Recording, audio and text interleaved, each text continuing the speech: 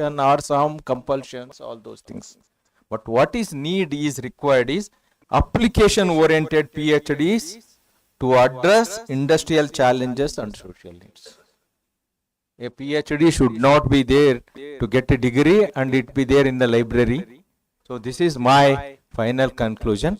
Thank you. Thank you, one and all.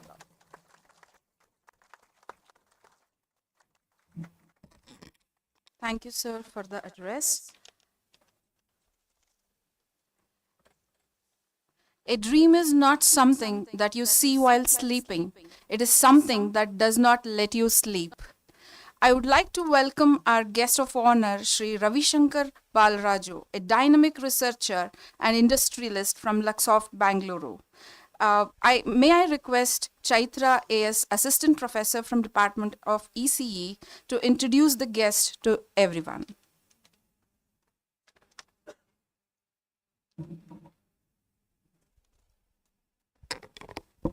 Shri Ravi Shankar Balaraju is an experienced specialist in automotive electronics engineering, recognized for the proficiency in the end-to-end products development of electronic control units. Sir has worked on developing safety platforms for railway signaling systems and IoT products for air quality monitoring, providing him with a wealth of experience in functional safety and cybersecurity.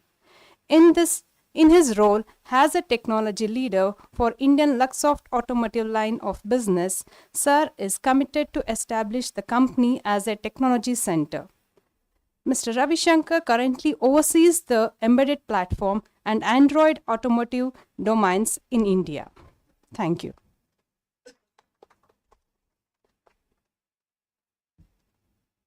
Thank you, Chaitra ma'am. I request Sir to address the gathering now.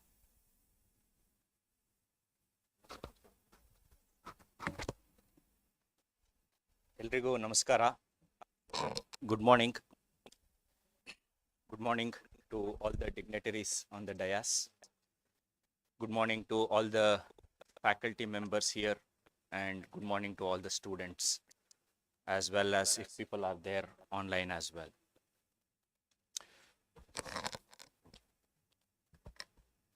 It's a great honor for me to be a part of this conference, representing an industry itself. Thanks to the SKIT College as well as to the IEEE community for inviting me into this conference. Dr. Sudarshan Reddy put a very thought-provoking numbers in front of us, all right, explaining what is the significance of research. Coming from an automotive industry, you know, I completely agree with Sir that the situation is also similar in the industries as well.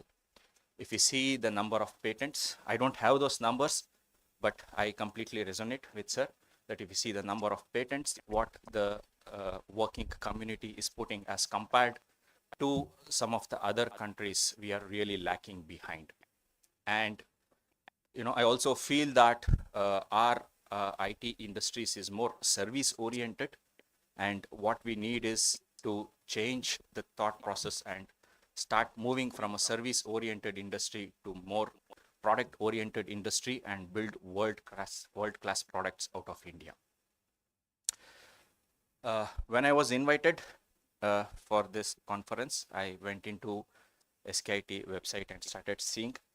And when I saw the mission and vision, I was very much impressed. It basically said, you know, you want to impart education and make students ready for the industries. I think that's the key thing what is needed. There is still a gap between the academia and the industry, and we need to bridge that gap as much as possible. And I would like to congratulate for the college for taking that initiative and, you know, organizing such conferences. So I have to address on a topic later in the day, then I will come back and I will meet you all. Thank you. Thank you, sir, for those motivational words. I would now like to introduce another eminent guest of honor, Dr. Shivakumar Ji, an expert from CSIR NAL. May I request Assistant Professor Sindhu Ji from Department ISC to introduce the guest to the gathering.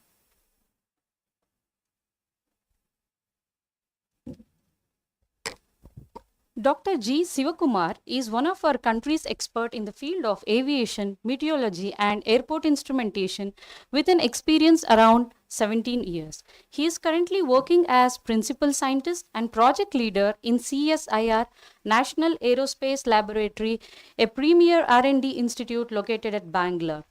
These indigenous outcomes has not only provided our self-reliance but also kept the imports as its bay and saved huge foreign exchange to our nation.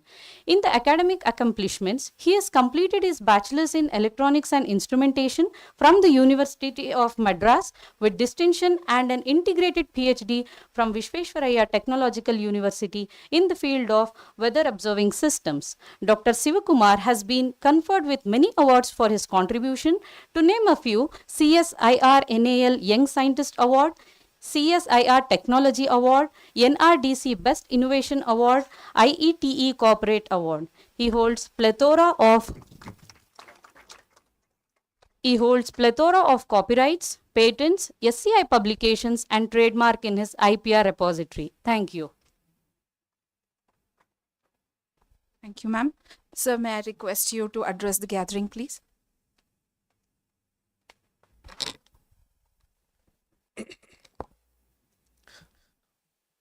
Good morning to all. When a person from Portugal says Namaskara, why can't we also, right? That is the first thought provoking of this conference. What I took. Elrigu Namaskara. He is from Portugal, I am from Tamil Nadu. Nothing else. Acha. Vanakkam. Okay. Okay. Atmanirbhar Bharat. Self-reliance. This is the hashtag we see nowadays in many places, right? So, he was mentioning our person like the statistics, so many things, less PhD things, copyrights, all these things. Still, as the way we are like in the rat race, we want to do something for ourselves, right? This is the one thing we are always thinking.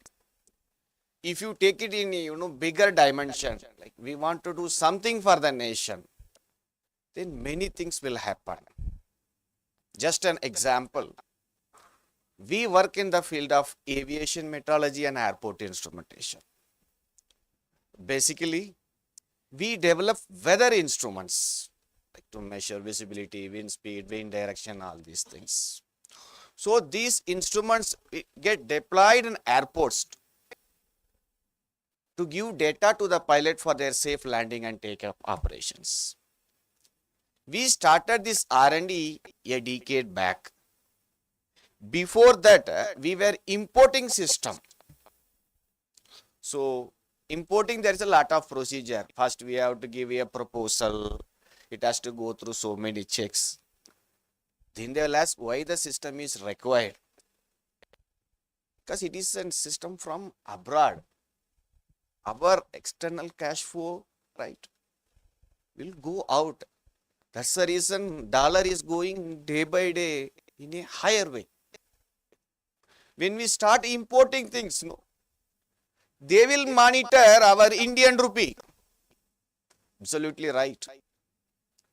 So, before we were starting this R&D, we were importing a system. Just a visibility system which gives the airport, ambient thing. A system costs 60 lakhs. When you buy a system from abroad, the system will be 60 lakhs. And generally they will give 1 year warranty. Beyond that 1 year, we have to, behind there for AMC. So 60 lakhs is not one time, our expenditure. AMC, that will be more compared to the system cost. When you buy a printer for 5,000 rupees, the cartridge will be 2,000 rupees. Once you buy a printer, you are forced to buy the cartridge from HP or so and so, right? This is like, trap. So NAL working in the field of aerospace thought, why can't we develop some instruments which will be useful to our airports? So we developed one system called Drishti, which is a replacement to an imported system at the cost of 18 lakhs. 60 lakhs, 18 lakhs. The beauty of the thing is the 18 lakhs will be circulated within our country. At 60 lakhs, some 10 lakhs commission will go to the middleman somebody. The rest will go to foreign country.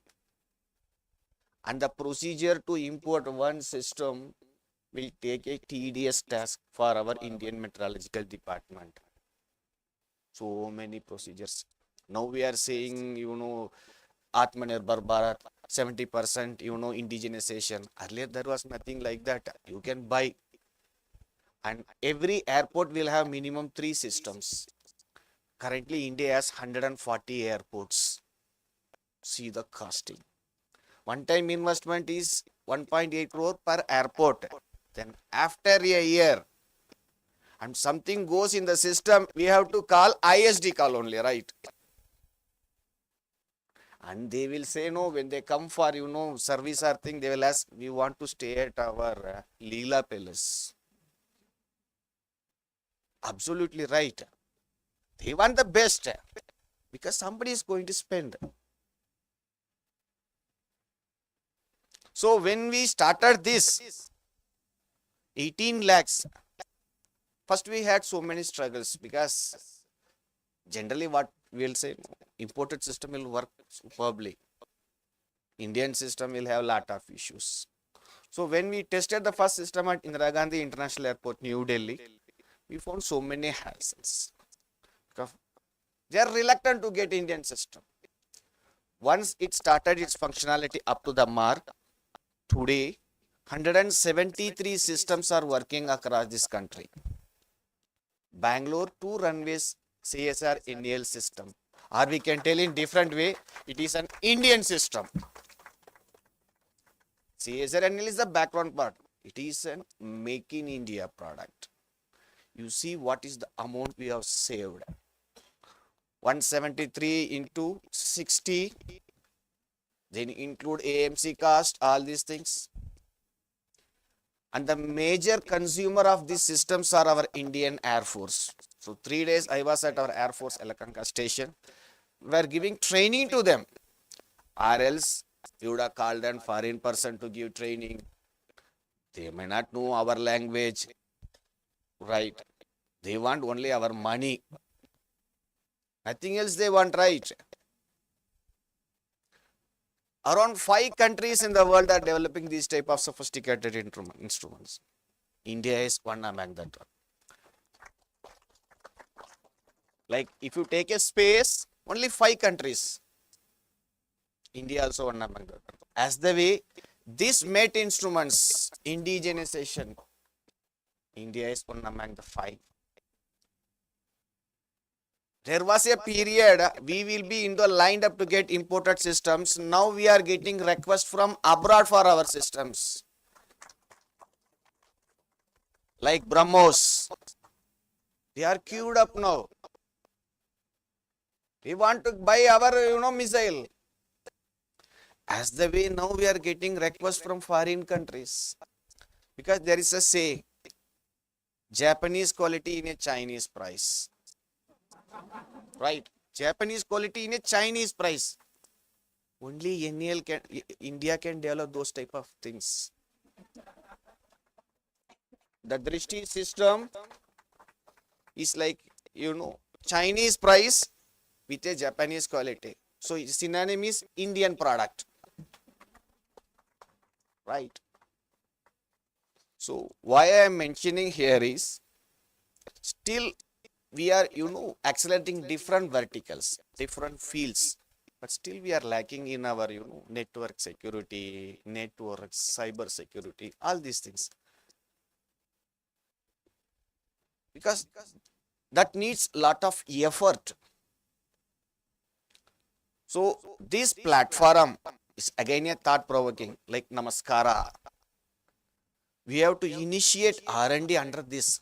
Still, India is dependent on this networking, firewall, this antivirus. Still, we are behind them only, right? We don't have our own. Huge market. Few months back, a government organization's network was hacked. Don't want to mention the name of that one. That is called ransomware. There are some agencies outside our Indian soil. They will keep on trying to hack our system. Once they get all the data, they will ask money. That is ransom, right? Taking something, asking for the money is ransom. A software for that is ransomware. They wanted huge money. We just get an antivirus from some foreign company only, Norton antivirus, or Kaspersky, etc., etc. We don't know anything, right? They will give a software, just we configure for that, then we'll protect our network. If we develop by our own, right? We were using Windows 98, XP 7, now 10. We are forced to buy. Tomorrow they bring Windows 11 or 12, you have to buy. We don't have any say, right? Because we are very poor in using Ubuntu or Linux, right? So they take catch hold of our thing. So this platform, this conference gives again a trigger to each and everybody, because computer department students are more in numbers, right? There was a discussion before coming here that people are, crazy about computers, electronics. Nobody goes civil. I just saw that head of civil. Those things are no least selected departments. As the way this network, security, you will be heavily paid if you are an expert. 2.5 lakh, 3 lakh, something they were telling. You will get 10 lakhs per month also. Because these are unexplored verticals. And when we talk about Atmanirbhar Bharat, it should be in all platforms. Not only space, not only aerospace. These are, when we see high, we will miss the bottom one. Like I am from Tiruvannamalai, Tamil Nadu, my hometown, where Lord Arunachaleshwara. From Bangalore, when there is a full moon day, buses will be fully packed. They will go for, that Giri Pradashana, 14 kilometer barefoot. We in our hometown, we won't go. When I was just traveling from my hometown to some other place in a town bus, one person was speaking to me, I am from Nellore. I come to here for your Giri Pradashana. How about you? I don't know, there was a full moon day today. Something which is close by, we won't give importance. We think something US, UK, there are so many good places here. When just our Prime Minister posted, a photo from our Lakshadweep. Before that, nobody knows Lakshadweep, right? Agatti, nobody knows. Nobody knows Agatti Island. Like bus from Cochin, a boat will go from Cochin to Agatti Island. Just one photo, right? So something is required to trigger us. So he made just dropped a photo. Maldives tourism dropped. 2 minister has been removed from the government. Just one single photo. Like that, this conference also may bring some change. Who knows? Generally, I will have the habit of sleeping in the daytime. Because I will have heavy food, then I will sleep. One of my friend, studying engineering, he told, Lord Krishna what he told. Once you sleep in the daytime, he will go far away from Krishna. That fellow told that day, I last sleep in the daytime. Because I want Krishna to be close to me, right? But he will sleep. Then I asked, what? No, Krishna, dura irli paravailla. These are some triggers. These are the triggers which give, a bigger change. There was a story. I can take little more time. Because when we move out of this place, we have to make some footprints in your mind. That's it. That's it. We will be taking different dimension. But if you do a change, that is a great thing. Just with a small story, I'll stop now. There was a city which has a beautiful beach, like Marina Beach. May not be beautiful, a good beach. So the people who come for the evening recreation, they used to eat, ice cream there. Because so they will have ice cream and they will take the cool breeze from the sea. So they enjoy the evening. Due to that, what happened is there are a lot of trash. The beach. The corporation was struggling very difficult. People will become have ice cream. They'll throw the trash. Right. Daily morning cleaning. The Safai wala will tell how much loads and loads we will daily clean. So they call for a meeting. The corporation, like all the stakeholders, in the sense publics are called. Give their suggestions how to move out from this menace. So one person told we will ban ice cream in the beach cell. The mayor was good person. He told how we are. They come here to enjoy. You are cutting one enjoyment. Then another person told we will employ more and more people. We will deploy them there. They will keep on cleaning. That also a good suggestion, but how much? Then there will be more than the people, right? So the discussion is keep on going on. One person told, we will do one thing. We will put that that cup into their mouth. Tell them to eat. Then the chairman found good suggestion. If we have ice cream cup in edible format, right? Then the cone ice got generated. No, this I don't know. This I got. I don't know origin of that one. But a good correct, no. So one point would have changed so many things. As the way, I also feel in such a way that this conference may trigger some young chap like me. Though I am 45, close to 45, I won't say, but I feel that young with you all, even with our principal, all our distinguished friends. Because when you want to become young, you no need to reduce your age. Blend with some youngsters. Sufficient, right? As the way. So, this is the domain which has a good future, but exploration required. You have to explore. I don't know how many will go in that field, but one or two also great, right? It will change our nation's prospects, aspects, and it will, make strength our Atmanirbhar Bharat. Thank you. Jai Hind.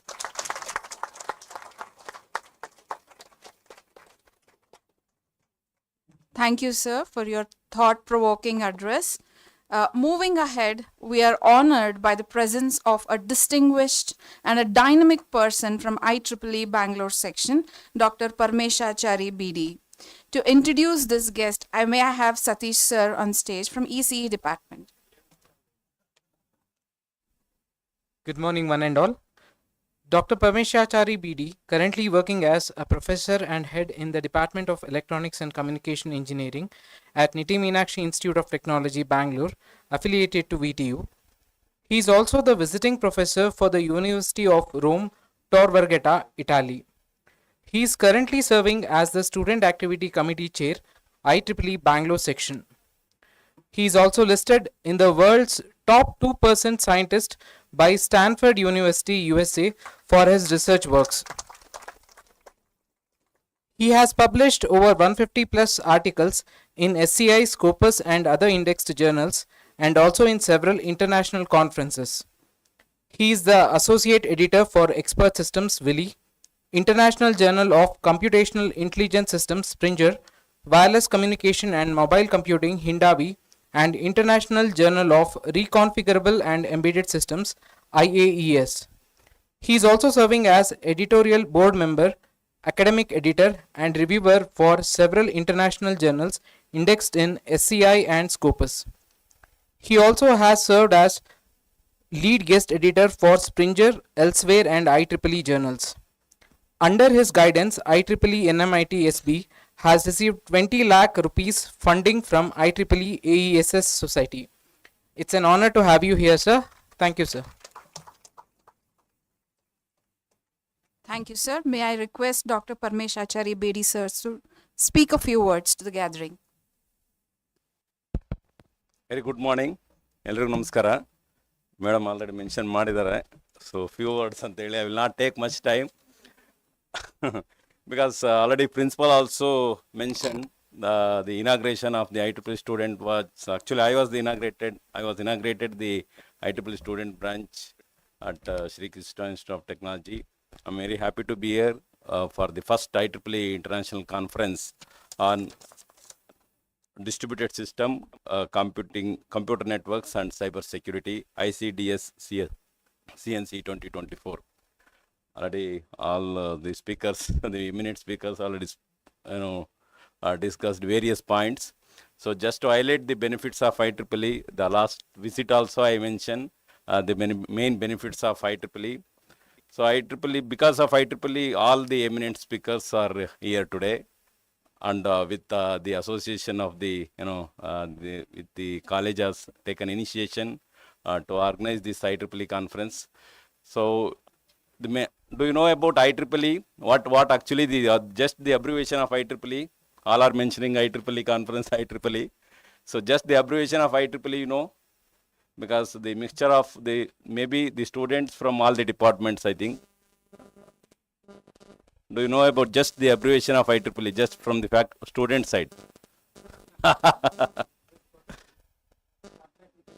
Yes. Generally, I will take for giving the talk, PPT. Generally, I will take chocolates, but today I didn't bring. The last bench students. Yes. Yeah, that is also there.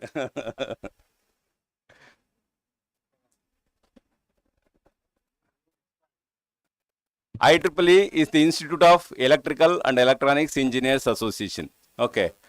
See, we have an IEEE Bangalore section. So in India, we have IEEE India Council. So each state is having the section. Okay. We have an IEEE Bangalore section for whole Karnataka. Okay. And there are 3 subsections in IEEE Bangalore section. We have IEEE Mysore subsection, IEEE North Karnataka subsection, and the IEEE Mysore subsection. So IEEE Bangalore section, we have an executive committee, the chair, and the other vice chairs and other positions are there. So I am representing the student activity committee, chair of student activity committee of IEEE Bangalore section. So under IEEE student activity committee of IEEE Bangalore section, the around 50 students are working. The SAC team, we have under SAC team. All branch counselors, each student branch is having a student branch counselor, and also student branch chair, student secretary, and the secretary, student treasurer. So like that, voluntary positions also are there in the student branch. Okay. So the student branch is for college. So in IEEE, there are 39 technical societies. So like different branches. So like computer science, A&ML, electrical, electronics, like that. So in IEEE, we have 39 technical societies. Based on the interest of the individual, they can join any the particular society. Okay. So for example, IEEE electronics department, they can start IEEE Signal Processing Society, Computer Society, IEEE Circuit System Society. Even mechanical engineering can also they start the chapter like IEEE Robotics Society and Vehicle Art Technology. Even civil engineering, IEEE Geoscience and Remote Sensing. So now recently, while introducing, they have mentioned IEEE Aerospace and Electronic System Society, IEEE ASS. Okay. So for establishing the different chapters, you will get the funds from IEEE. Okay. So they have mentioned actually we in NMIT, we have received $25,000. So for 3 phases. So first phase, $25,000. Second phase also, the last week we have received $25,000. Another $25,000 for phase 3 is due. Okay. So we have submitted one proposal in the drone technology. So for that we have received already $50,000 from IEEE. $50,000 I'm mentioning, $50,000 from IEEE across India. Ours is the only one college we have received from the fund from IEEE USA. Okay, for that fund, IEEE president as IEEE ASS president, Aerospace Electronic System Society, different, all 39 societies having 39 president.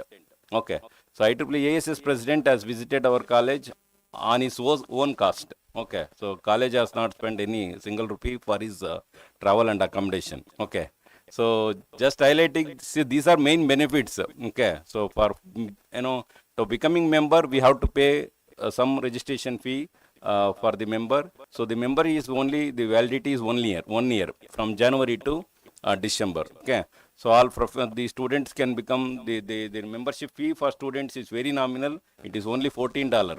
Okay, for each chapter some separate registration fees is there. We have to join that particular chapter.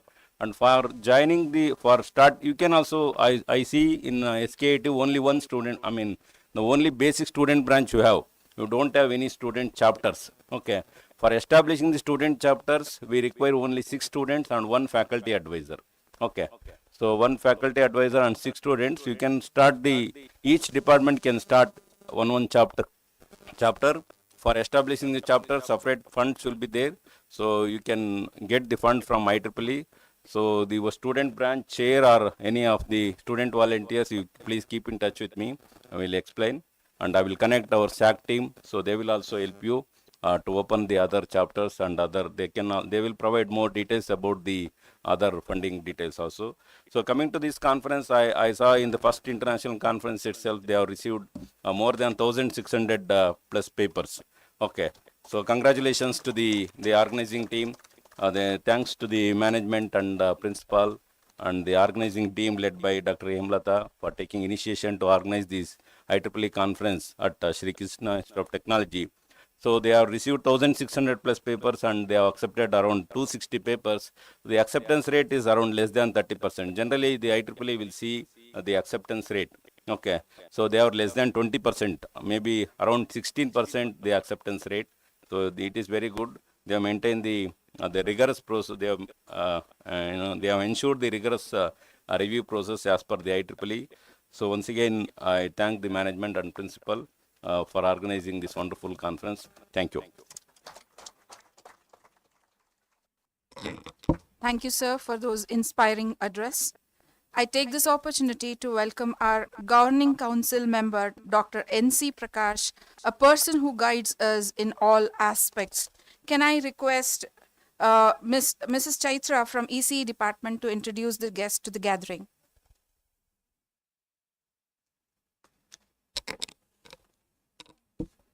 Professor N.C. Shivaprakash is a distinguished academician with a notable career spanning over 4 decades.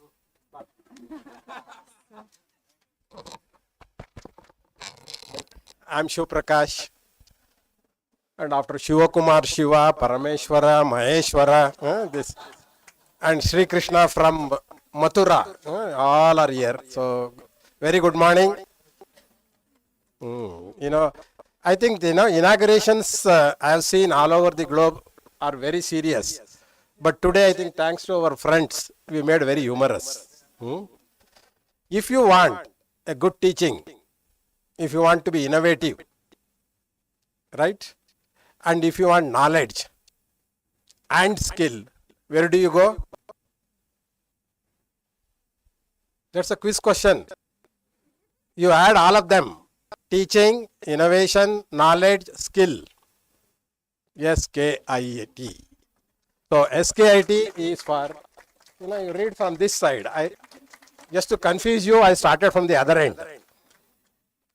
Many thousands of intake universities come, SKIT remains. Very robust, very. So, having said that, SKIT should not remain as a teaching institute. For that matter, any institution in the country. Research should go hand in hand. Our friends were sharing some information. Don't worry about information. According to me, research is a culture. You can do research even if you don't want PhD. Do you agree with me? Research can be done by even high school student, college student. So research is different, PhD is different. Let us not connect them. Third point, today I am very proud. Making a conference is not an easy task. That too international conference. I was going through the booklet. Papers have come from other countries. Itself shows what SKIIT is. I am sure a lot of effort has gone in. I congratulate the management, congratulate the whole team for their effort. And I think equally we should also recognize our IEEE. I for innovation, E for efficient, elegant and excellence. That is what IEEE is. Very, very excellent job they are doing. Over 4 lakhs members or so many senior fellows. I think the IEEE is a forum where networking happens. Your computer network happens, LAN to WAN to, I don't know, cyber. Now, we all, today if you have money, you can go to Chandrayaan and then make a house there. Collect all your money of your salaries, save some money. In the next mission, we will go like Williams. So we will also go. Whether we come back or not, I don't know. But we can definitely try to go to Chandrayaan. And also, Aditya, we have gone right up to 15 lakhs first L1. That point. So that is what great India is. India is not dirt. He was talking one bit of 45 CSIR labs that we have in the country. One such was National Aeronautical. I think indigenous is what makes us learn. Any small thing, today's word is research, innovation, incubation, startups, entrepreneur. I think our young friends should not look for jobs. They should give jobs to others. That is where I think we have been moving. And it's the right platform. Distributed system, distributed network, cyber security. Security is a big issue. I know anything that you do, I'm told jokingly that people will make computer, introduce the virus, write the antivirus software and sell it. So people who wants to make a business, they themselves will write because they know what virus is and they will remove the virus from your computer through hardware or software or whatever. Today we talk about cyber. Everything is cyber physical system. IoT is.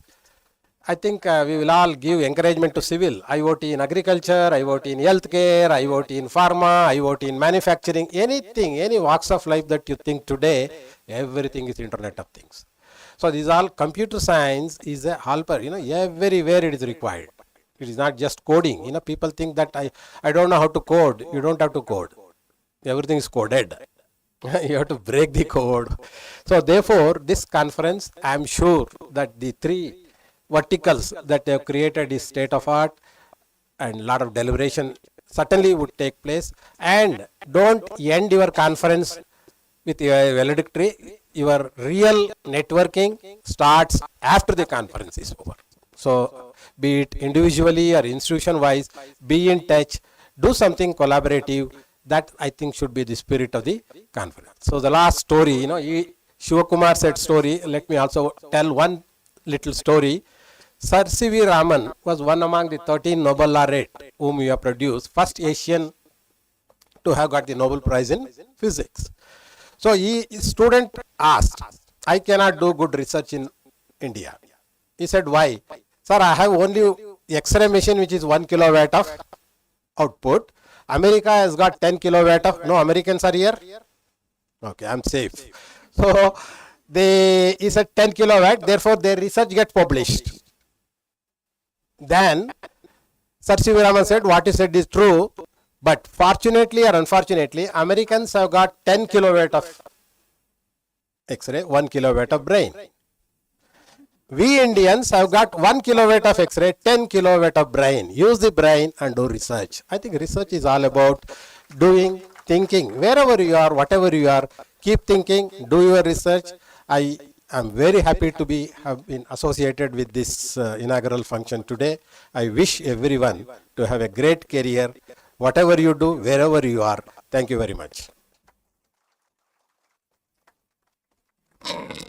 Thank you, sir, for that inspiring address. we have missed a few eminent personalities who would have joined us for the today's event. Dr. Tien and Tran, Vietnam Maritime University, Dr. Lavinia Chiara Taglibu, University of Brescia from Italy, Dr. Luca Di Nunzio, University of Rome, Tor Vergata, Italy. So can we have their videos where they have shared their wishes, and we would like to play those videos of the messages they have shared with us.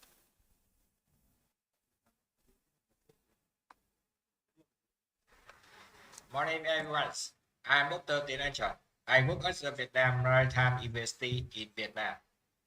I'm happy to know the Research Institute of Technology Bangladesh is organized IEEE International Conference on Distributed System, Computer Network, and Cybersecurity. This conference represents a significant conversion of mind from rather display or united by a common goal to explore and advance the state of computational intelligence through interaction algorithms. The term of this conference emphasizes practical application over theoretical explorations. In particular, relevant in today, rapid evolving complex landscapes. And we moving in the world increasing driven by data and automations. Is the insight and information shared by this conference will be critical in shaping future of industry, academics, and society at large. I would like to extend my serious application to organize as the Research Institute of Technology Bangladesh of the dedication, vision, being together such as university and integrated groups, draft of researcher, practitioner, and true leader. The meticulous plan and efforts that we have go into organizing this event are evident, and I am confident that the recursion and collaboration that been aimed from this conference will contribute significantly to the field of computational intelligence. As we embark on this today, journal and exploration and discoveries, I encourage all the participants to fully immerse themselves in the rich fabric of knowledge that will be woven through the presentation, workshops, and parallel recursion. Let us use this opportunity to challenge our assumptions, broaden and horizons, and force new collaboration that will push the boundary of what's possible in computational intelligence. I wish you all a productive, inspiring conference. May the insight, gain, and correction may run and conference, such as catalyzing in the future innovation, advancement in our fields. Good and success. Thank you so much.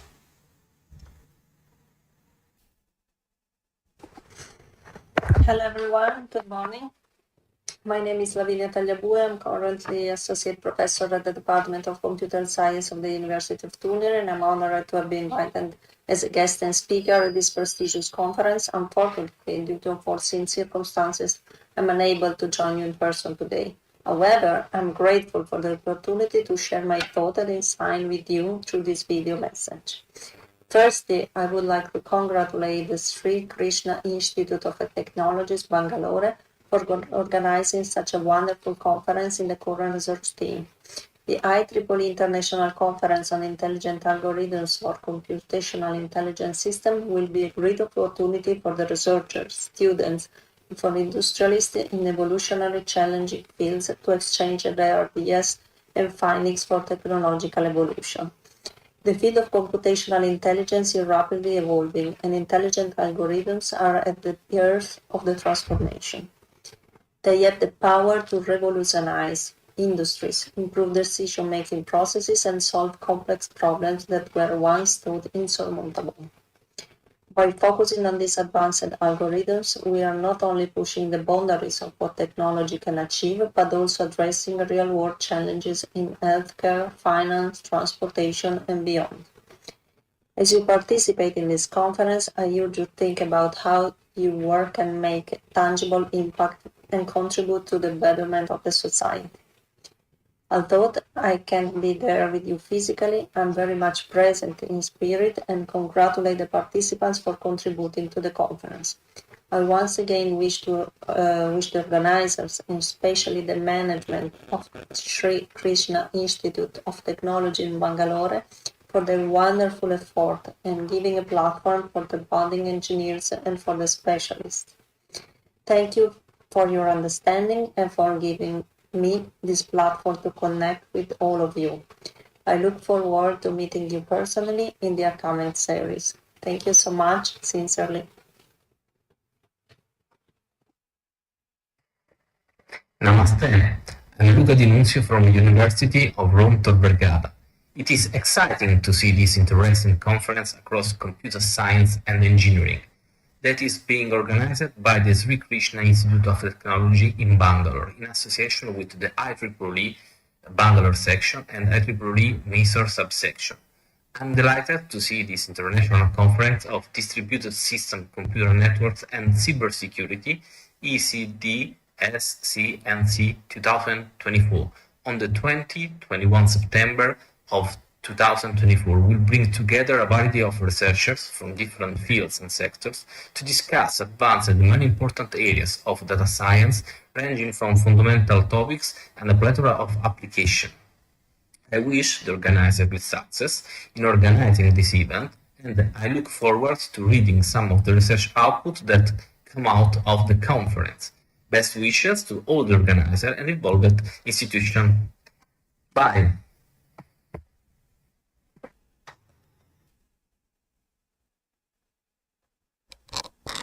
We extend our sincere gratitude to all the three eminent personalities.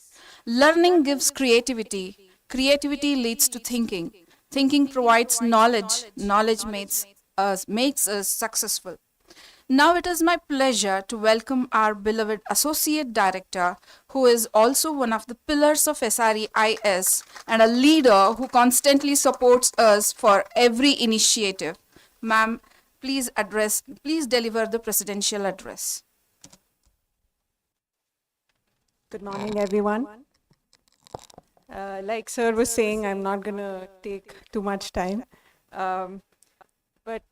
Yeah, this is my first IEEE conference and any kind of major conference from the time I've been associated with SKIT. I really thank IEEE, TIE, and Hemalata ma'am to, bring this opportunity to SKIT. I really thank you. A lot of efforts have been put by them to make this possible. So, big round of applause for them. So, my journey with SKIT has been for the past 5 years. And it's pretty challenging to, most of the concerns that I think all the dignitaries who came up here and spoke about, quality, they spoke about, how research has not progressed very well in India. There are multiple opportunities that are available for us, but we somewhere are lacking behind in all these possibilities because of a lack in foundation, probably. I think, it falls on us as an educational institution to address these concerns.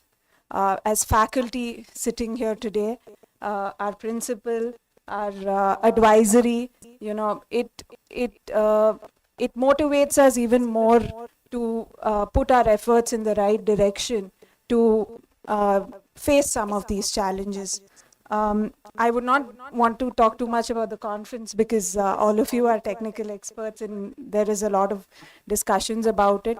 I would just like to talk about how, SKIT as an institution, we would like to, put our efforts in the right direction starting from today's conference.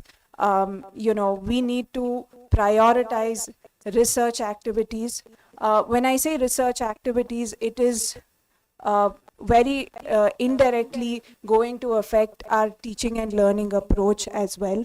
So it is very, very crucial for us as an institution to foster some of these initiatives that we as an institution are putting forward.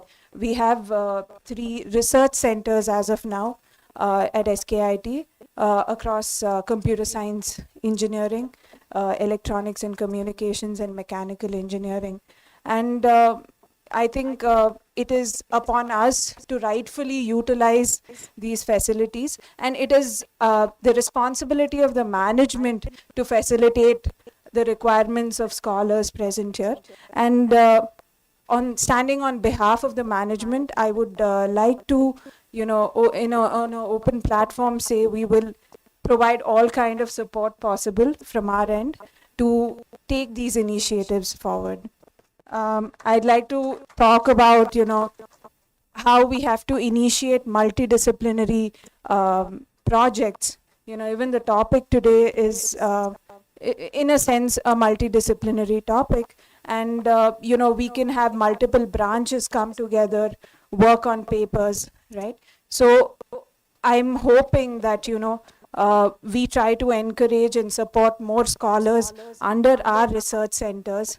And in turn, these scholars giving us, quality projects, interdisciplinary projects, can bring in some of the changes, that we are trying to talk about, some of the problems that we are trying to talk about today.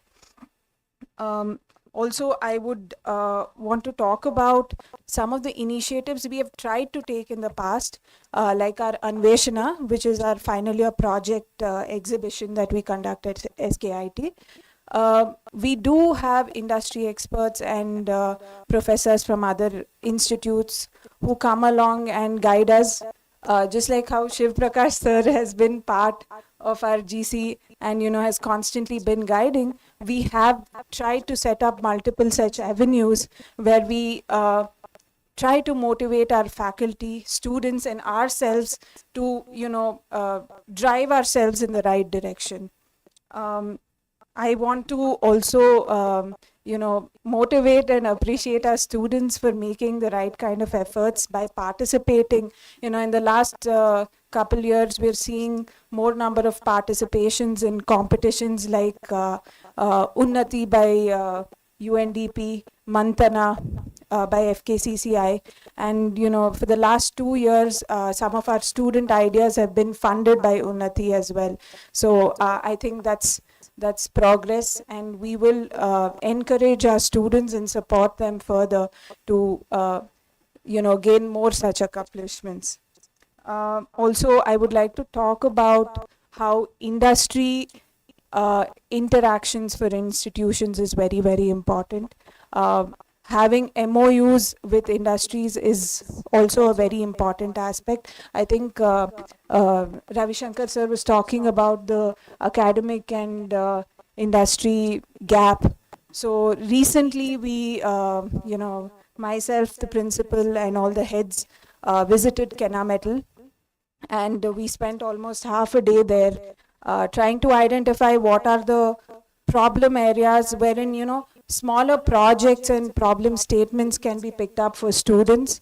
And, because Kenametal is basically a mechanical based company, we tried to look at what are the possibilities of multiple departments coming together and picking up minute issues where, the students can come up with automation to simplify some of the smaller problems that Kenametal is having. So I think discussions like this have been very beneficial for us, and we see a lot of opportunity for student learning, faculty growth, and we strive to, come up with more MOUs like this.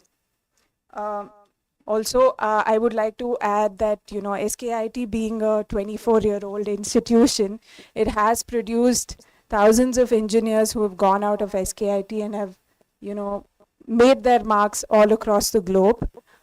In the last 5 years that, I've been associated, we've been prioritizing bringing back our alumni.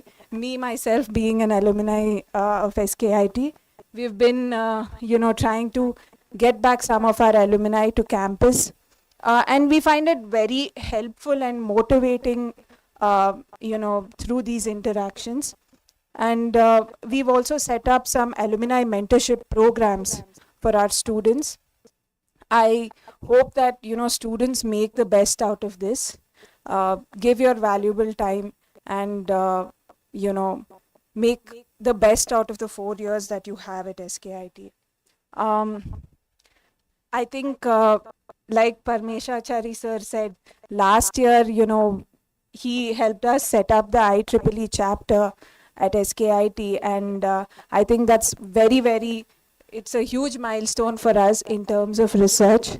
So, Parameshachari sir, TIE members, thank you for helping us with this conference today. We take this as a sign of encouragement from your side to promote research, to motivate our students and faculty. We will do our best to meet up to standards, and we will continue to host and support you people even in the upcoming years. Thank you everyone for being part of this conference. I hope all the faculty and students make the best out of this session today. There are, the keynote speaker here, Mr. Fernando, thank you for making it to today's session. Please do make the best out of all these, amazing people sitting out here. Yes, Shivakumar sir, I think we just couldn't stop laughing during his session. Just so many, just thought-provoking messages that he put out in a couple minutes. Please do have interactions with these people. Networking is a very, very important part of conferences like this. Kindly make use of all possible opportunities you have today. Not a lot of colleges have this privilege. So I conclude by saying thank you. All of you have a great conference. Thank you. Thank you, ma'am, for your wonderful words. Gratitude is the greatest and purest of all virtues. As a mark of respect, we would like to felicitate our dignitaries for their relentless service. I request Hemlata ma'am, Principal sir and Rakshita ma'am to do the felicitation.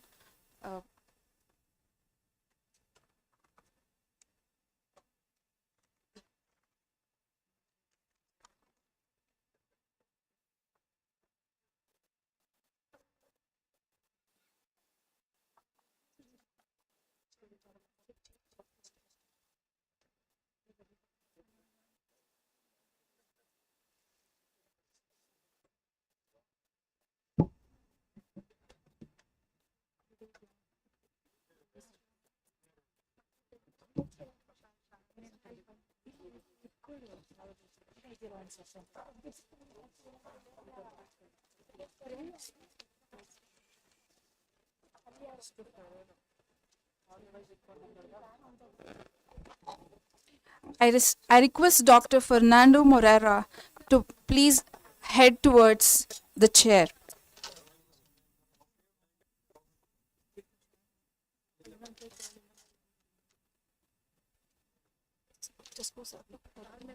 They're waiting.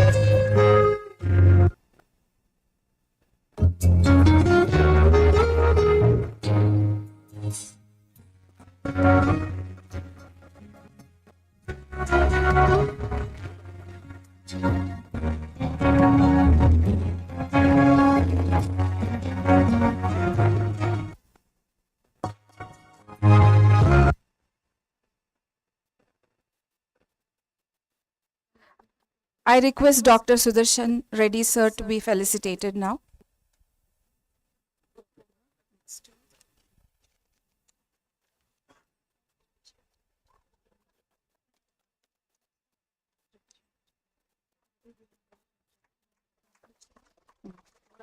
Dr.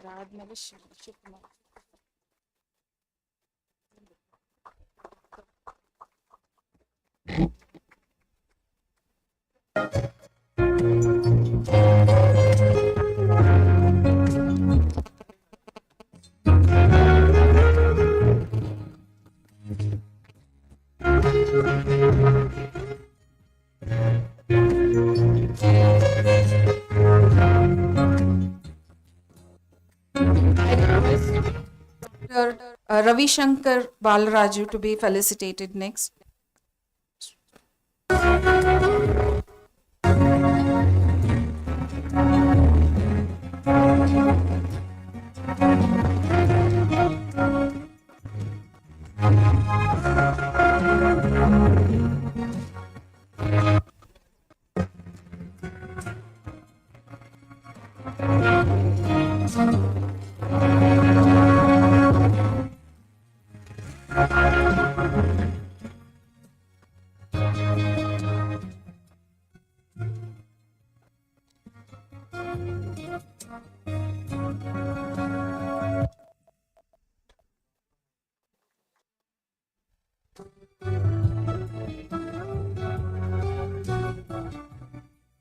I now request Dr. Shivakumar Ji to be felicitated next.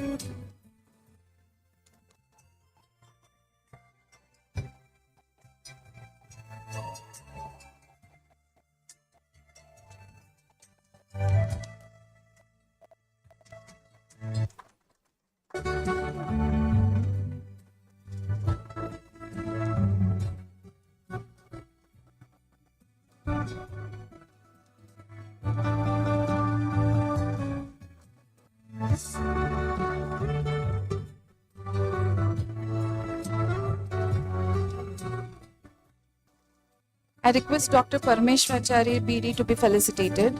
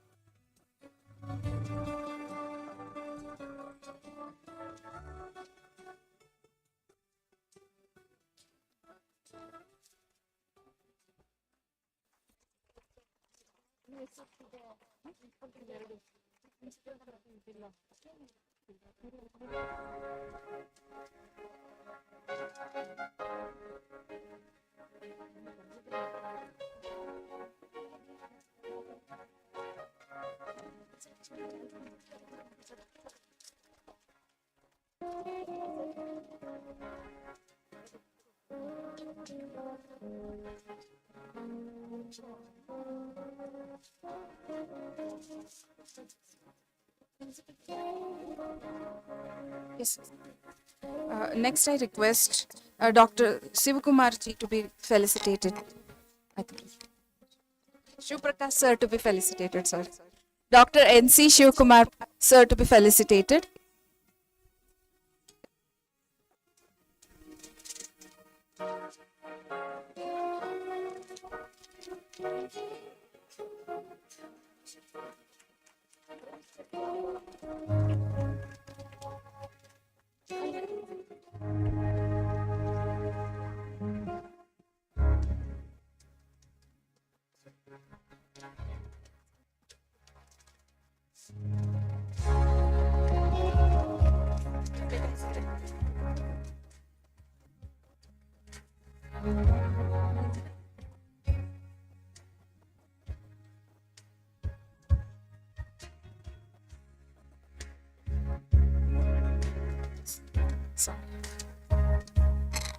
Next, I request Dr. Parameshachari BD to be felicitated.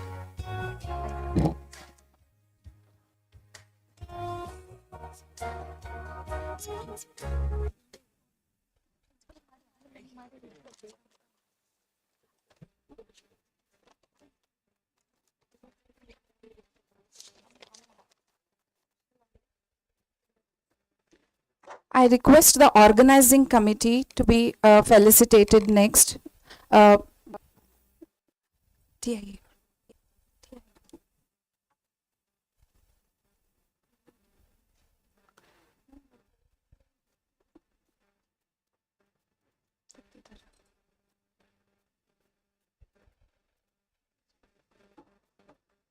Okay. TIE committee, please be.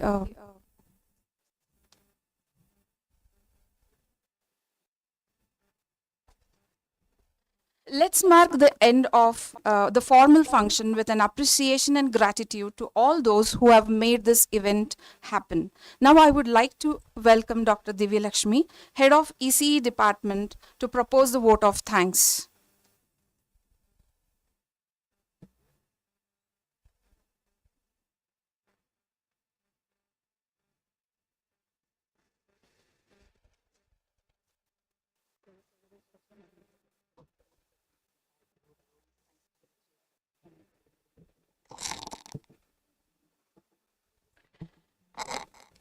Good morning to everyone. Thank you is such a prayer that cannot be seen or touched. It must be felt by heart. I, Dr. Divya Lakshmi, feel honored and privileged to propose a vote of thanks on this special occasion. First, I would like to thank our management, Dr. K.M. Venkatramana, Founder Secretary, SREIS, Mrs. Sumitra Venkatramana, President, SREIS, and Dr. Raghavendra, Director, SREIS, in their absentia. Thank you, sir. My special thanks to Ms. Rakshita, Associate Director, SREIS, who has supported in all possible manner to organize this conference in our institute. Thank you so much, ma'am. Next, I would like to express my gratitude to our esteemed chief guest, Dr. Fernando Moreira, Portugalense University, Portugal. Thank you for accepting our invitation and coming all over to India to grace the occasion. Thank you so much, sir. I would like to thank our next chief guest, Dr. Sudarshan Reddy HR, Regional Director, VTU Bangalore Region. Sir, your valuable insights on research and development across the global have provided us with valuable information. We are truly grateful for your time and contributions. Thank you so much, sir. I would also extend my gratitude to our guest of honor, Sri Ravi Shankar Balaraju, Associate Director, Lexaf Bangalore. Thank you for appreciating the vision and mission of our institute, sir. As you mentioned, we are working towards the motto of process to product, sir. And we are trying to collaborate with industry to fill the gap between industry and institutes also. Thank you so much for your valuable information, sir. Next, I would like to thank Dr. G. Shivakumar, Senior Principal Scientist, CSIR NAL Bangalore. Your valuable insights and cutting-edge perspectives on self-reliance, Atmanirbhar Bharat, have provided us with invaluable knowledge and inspiration. We are truly honored to have you with us, sir. Thank you so much. Next, I would like to thank Professor N.C. Shivprakash, retired professor, IISc, and also our GC member by VTU nominee. Thank you so much, sir, for your valuable and inspiring words.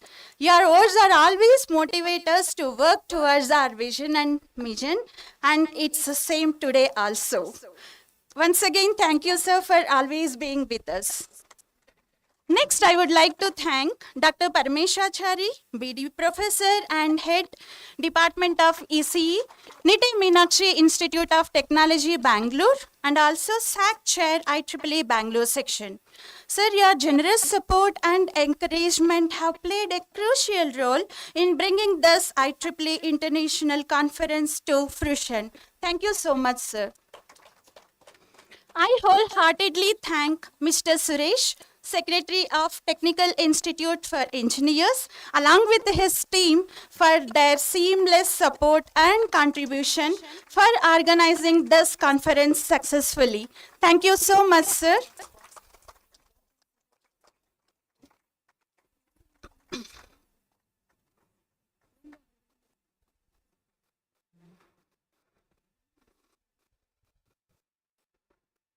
Next, I would like to thank our beloved principal, Dr. Mahesha K, General Chair, ICDS CNC 2024, for his constant support and motivation in organizing this conference.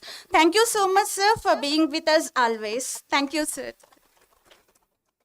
And next, a special thanks to Dr. Hemalata KL, Technical Program Chair, ICDS CNC 2024, and also Dean Student Welfare of SKAT.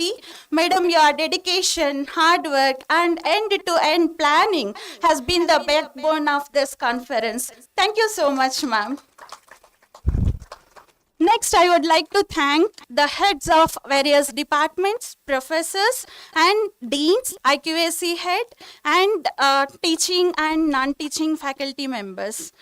Also, I would like to thank the session chairs for today's offline presentation of conference, and the organizing committee, faculty coordinators, and student coordinators who were involved in various committees to make this conference as a grand success.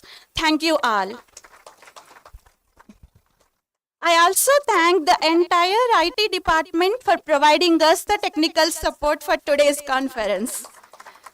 Once again, thank you all, the participants and attendees who are here and also who are listening online. Thank you once again for your support and participation. I wish you safe travels and look forward to welcoming you to the future events to SKAT. Thank you once again.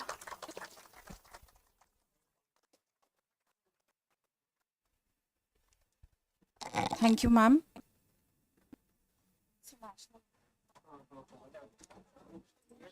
I request the entire gathering to rise to pay a tribute to our nation by singing the national anthem.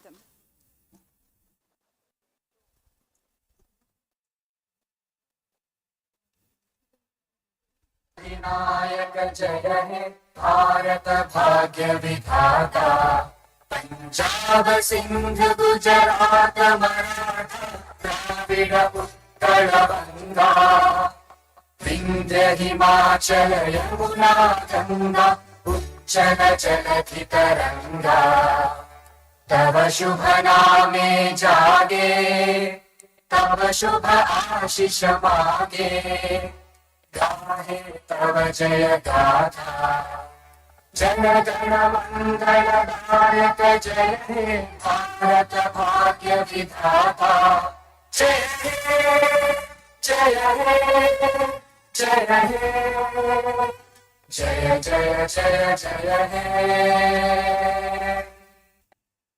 Jana Gana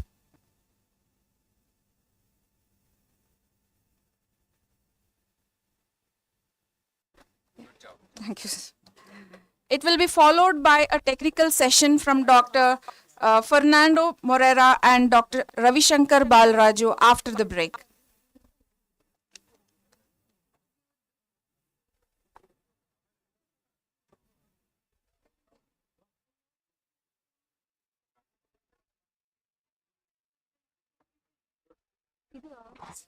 Thank you.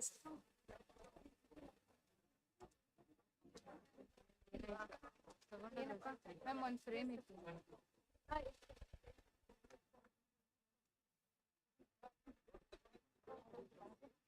ಆ ಕಡೆ ಇದೆ ಆ ಕಡೆ ಇದೆ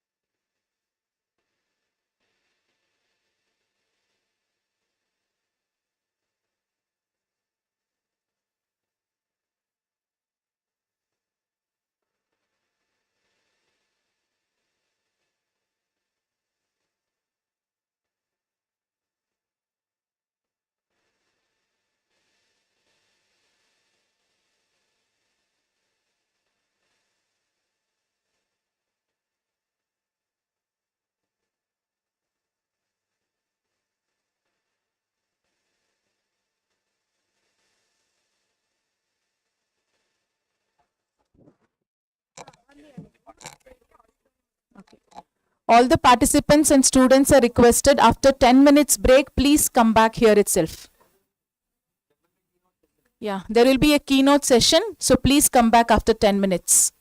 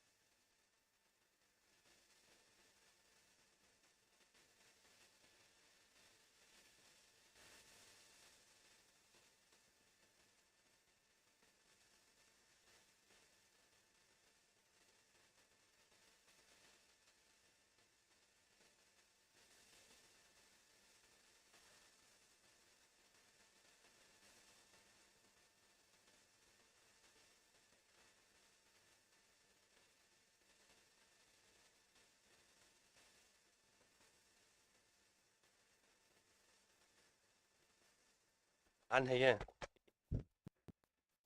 Students, this is for just photo.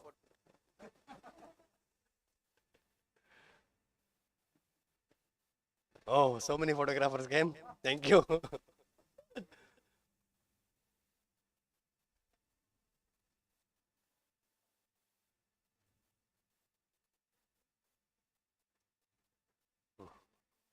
ಸಾಕ್ಬಿಡು Maltesh ಅದಕ್ಕೆ college camera ಅದು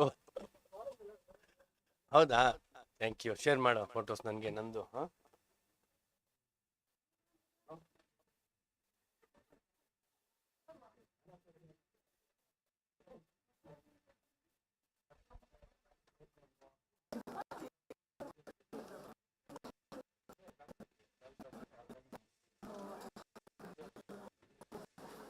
This is also for photo.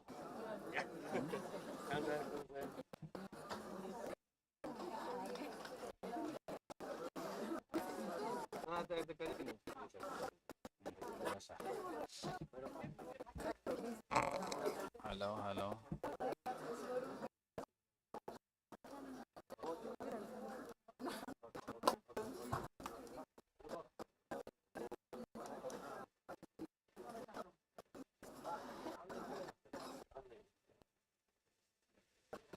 ऐसा ना हो जाए ऐसा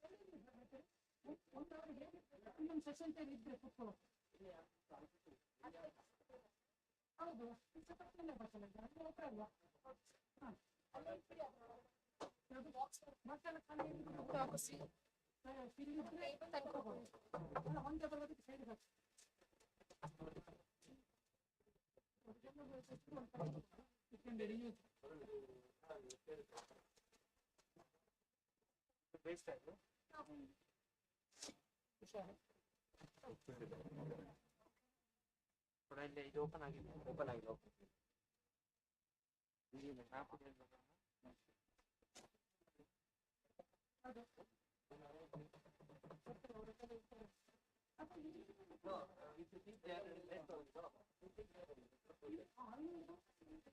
ಮತ್ತೆ ಯಾಕೆ ತಗ್ಸಿದ್ದೆ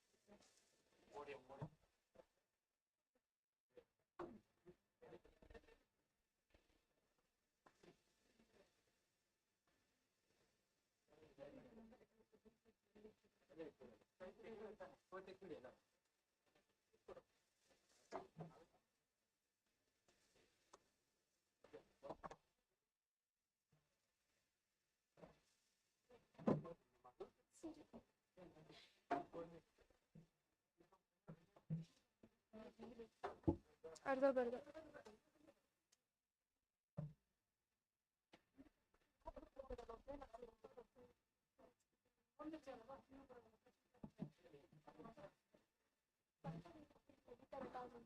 ಚೆನ್ನಾಗಿಲ್ಲ ನೀರು ಮೇಕ್ ಆಫ್ ಮಾಡಿ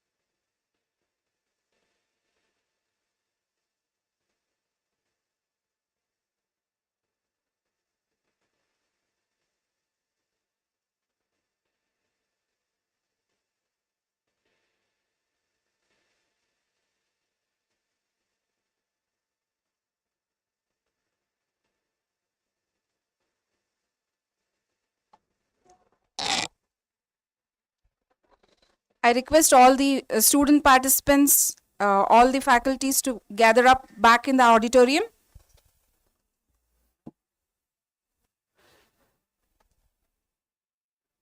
We will now have a technical session from Dr. Fernando Moraro. So please and deliver the technical note.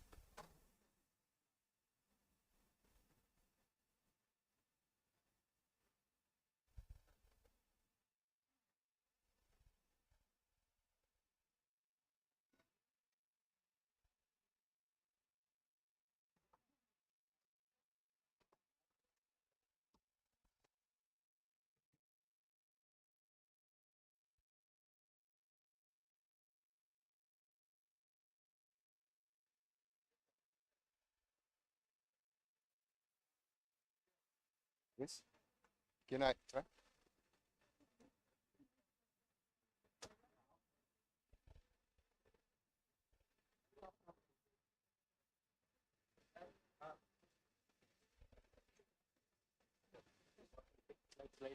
Yeah, it's working. It's working. It's working.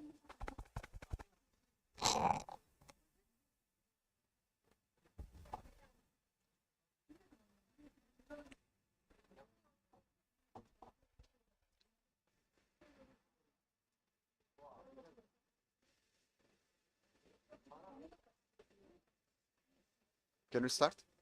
Can we start? Okay. Good morning, everyone.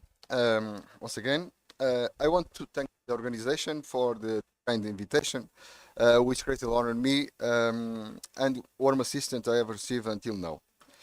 As you can observe for this presentation, the title and the picture is a little bit provocative. If you understand, for instance, the picture, it represents it's possible to dream to be one thing, but in the reality it's not possible because some issues, in this case the physical issues. If you read the title, it's provocative too, because at this moment students do not feel that they are building their own knowledge, but are reproducing what the artificial intelligence tools they use provide them. So I don't will present a technical presentation, because we'll have the second keynote that will present the technical presentation, but I'll try to give my thoughts I'm sorry my thoughts about this new trend that is using the artificial intelligence generative tools to the day. So first, I think you need to some space to. Okay, it's only two or three notes about my country. I come so far and so close because I'm travel about 7,000 of kilometers to be here. Thank you. It's all pleasure to be here with you.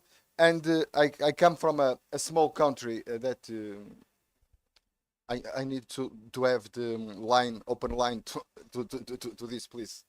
Okay. Okay. As you can see, Portugal is a small country, 18 districts and two zones with the islands. I live in a small part of the country that you can see there. It's as about a woods of people, more or less 2 million of people. It's a small, very, very, very small. So I live in a city that is that has some. I don't understand what's happened with this.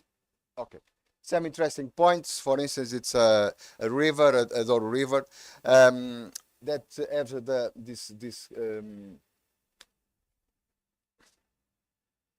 these boats. If you observe there, it's a traditional boats that transport the traditional port wine. I don't know if you know or not, this port wine is produced in Portugal, and these boats bring them to the port city to distribute to the whole country. Another thing that all of you, I think you knows, because who don't knows the Harry Potter novels? Everyone, okay?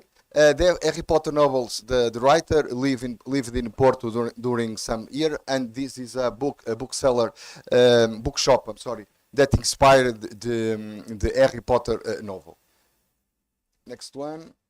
It's a traditional railway station. It's a very beautiful, and it's covered with images from the traditional Portuguese habits in the north of Portugal. So let's start our. It's not too easy.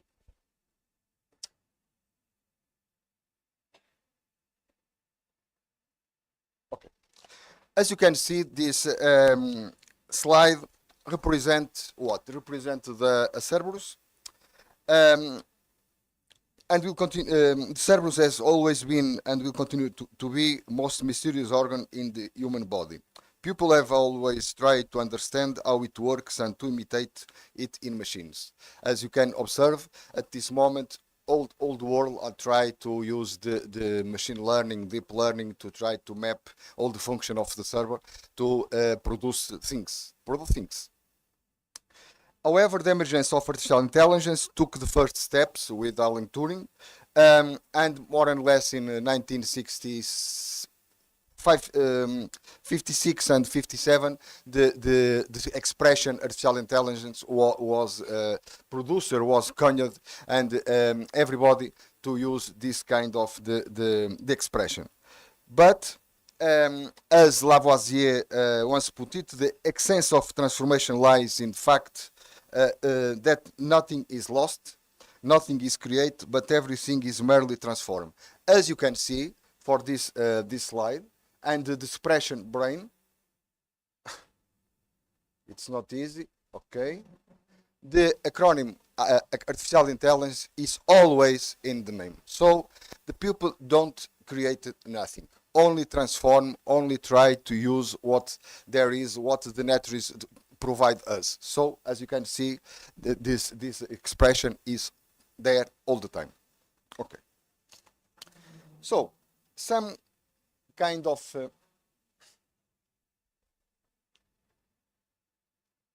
okay. I have used this sentence. It's a Portuguese traditional sentence produced by.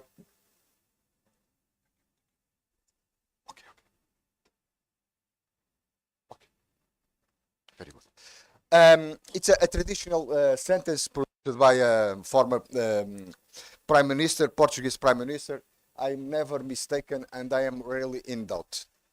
If you understand the meanings of this sentence, I will explain with some examples. For instance, in 1930, a scientist, I will see who said that, told us that, or predict that the books would not longer be used in schools within 10 years.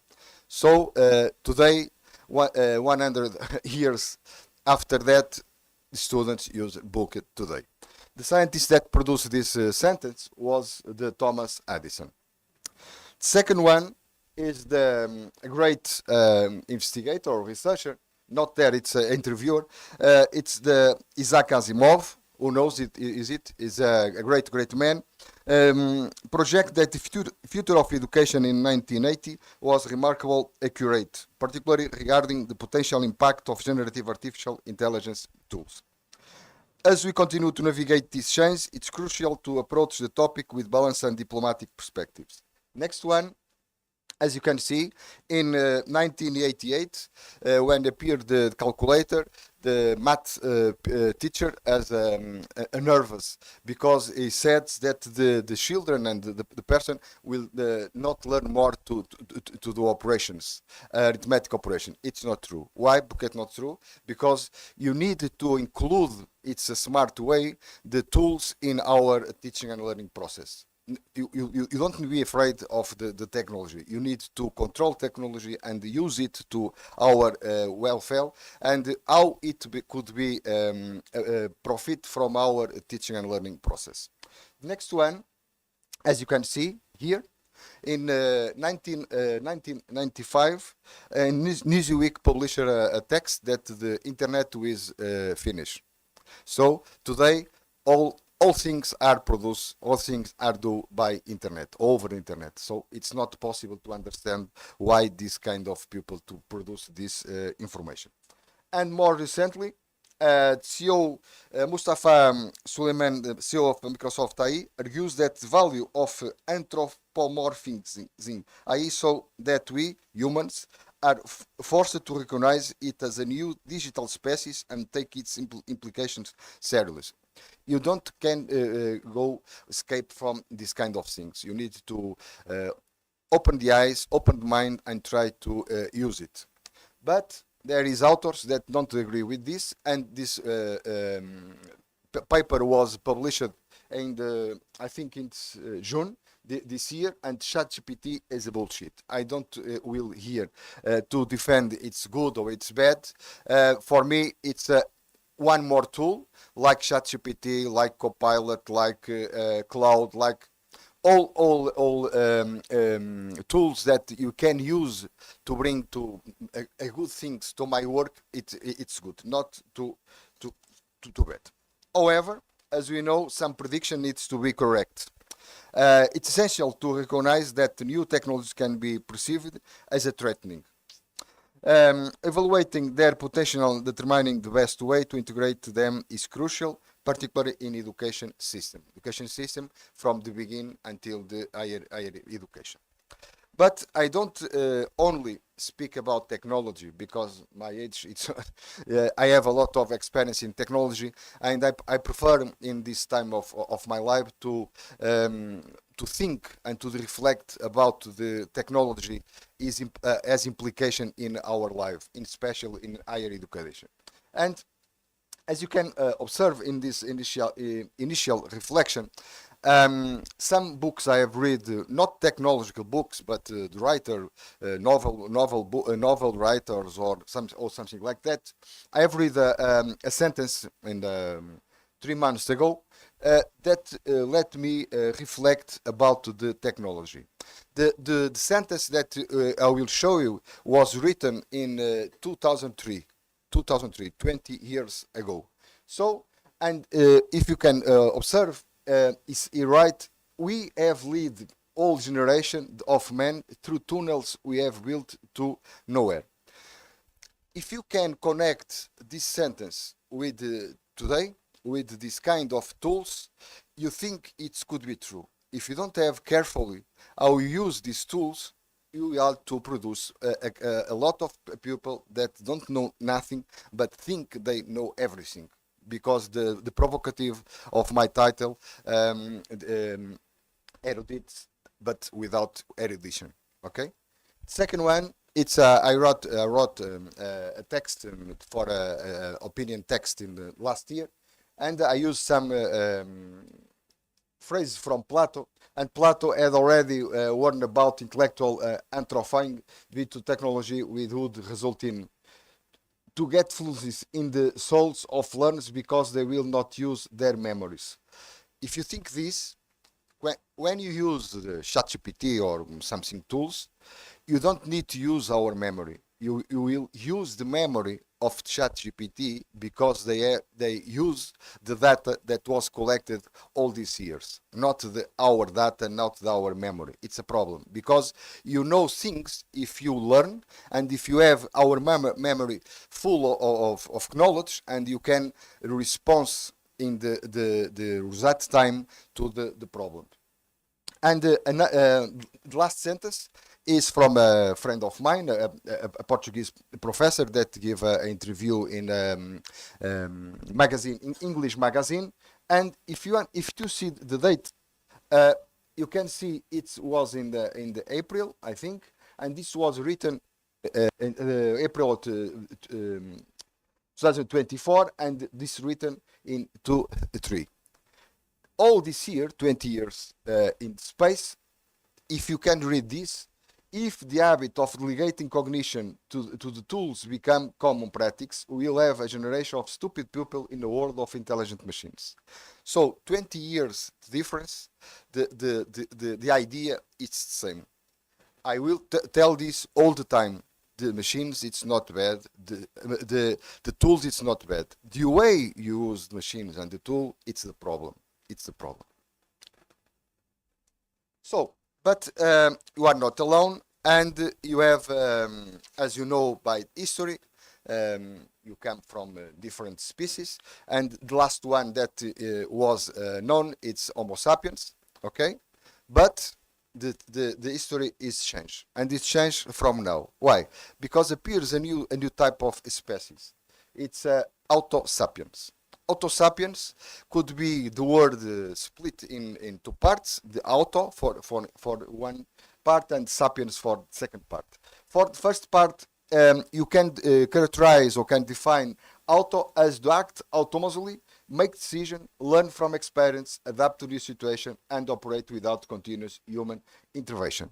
The problem is there, the last one, without continuous human intervention. So it's very, very important, the universities, the students, the parents, the community, to how to establish frameworks and guidelines how we'll use these kind of tools, because they operate its continuous without continuous human intervention. Second part, of course, it's sapiens. It's possess a type of wisdom. If you observe the difference between the ChatGPT, the last one, and the release the last week, the difference, it's brutal. It's brutal. I advise you to test the both, and you see the difference. So what drives this kind of new agents? Auto sapiens, they for key characteristics. They are agentic, they act, they learn, they befriend, and they mystify. So this is a problem. Of course, it's a problem. This is a definition. But my problem is not with this definition. My problem is the next one, because all of you have hearing about the Z generation, Boomer generation, a lot of generation. But the problem is the next generation. It's AI natives.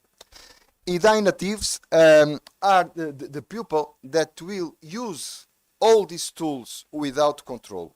For instance, every children that have a smartphone like mine or like all of you, and can put this in ChatGPT or a cloud in this and use it. There is any control. You don't need to have a password specific or authorization specific. No, you download the application and you put the application and you do the questions. You do questions and the system answer.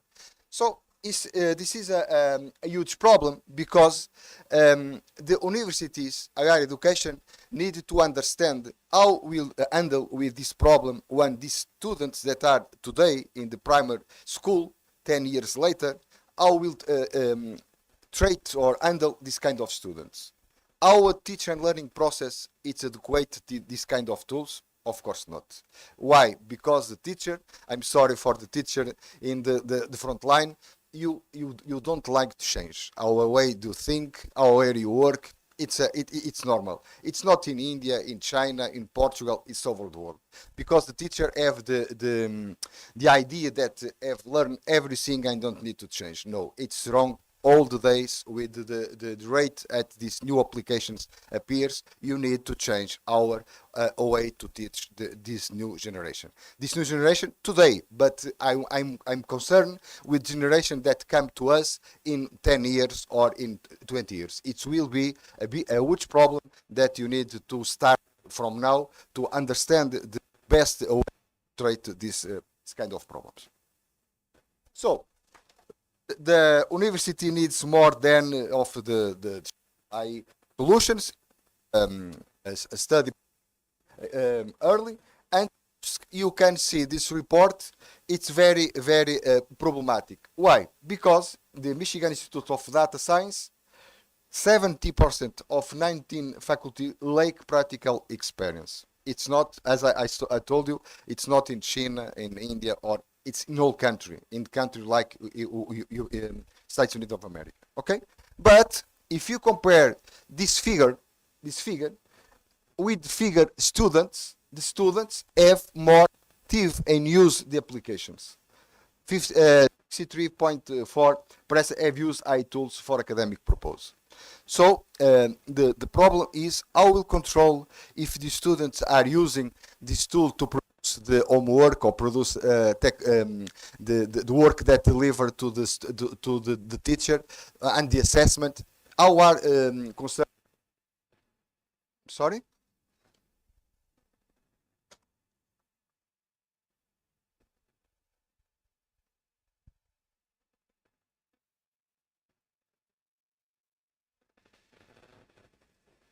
Thank you.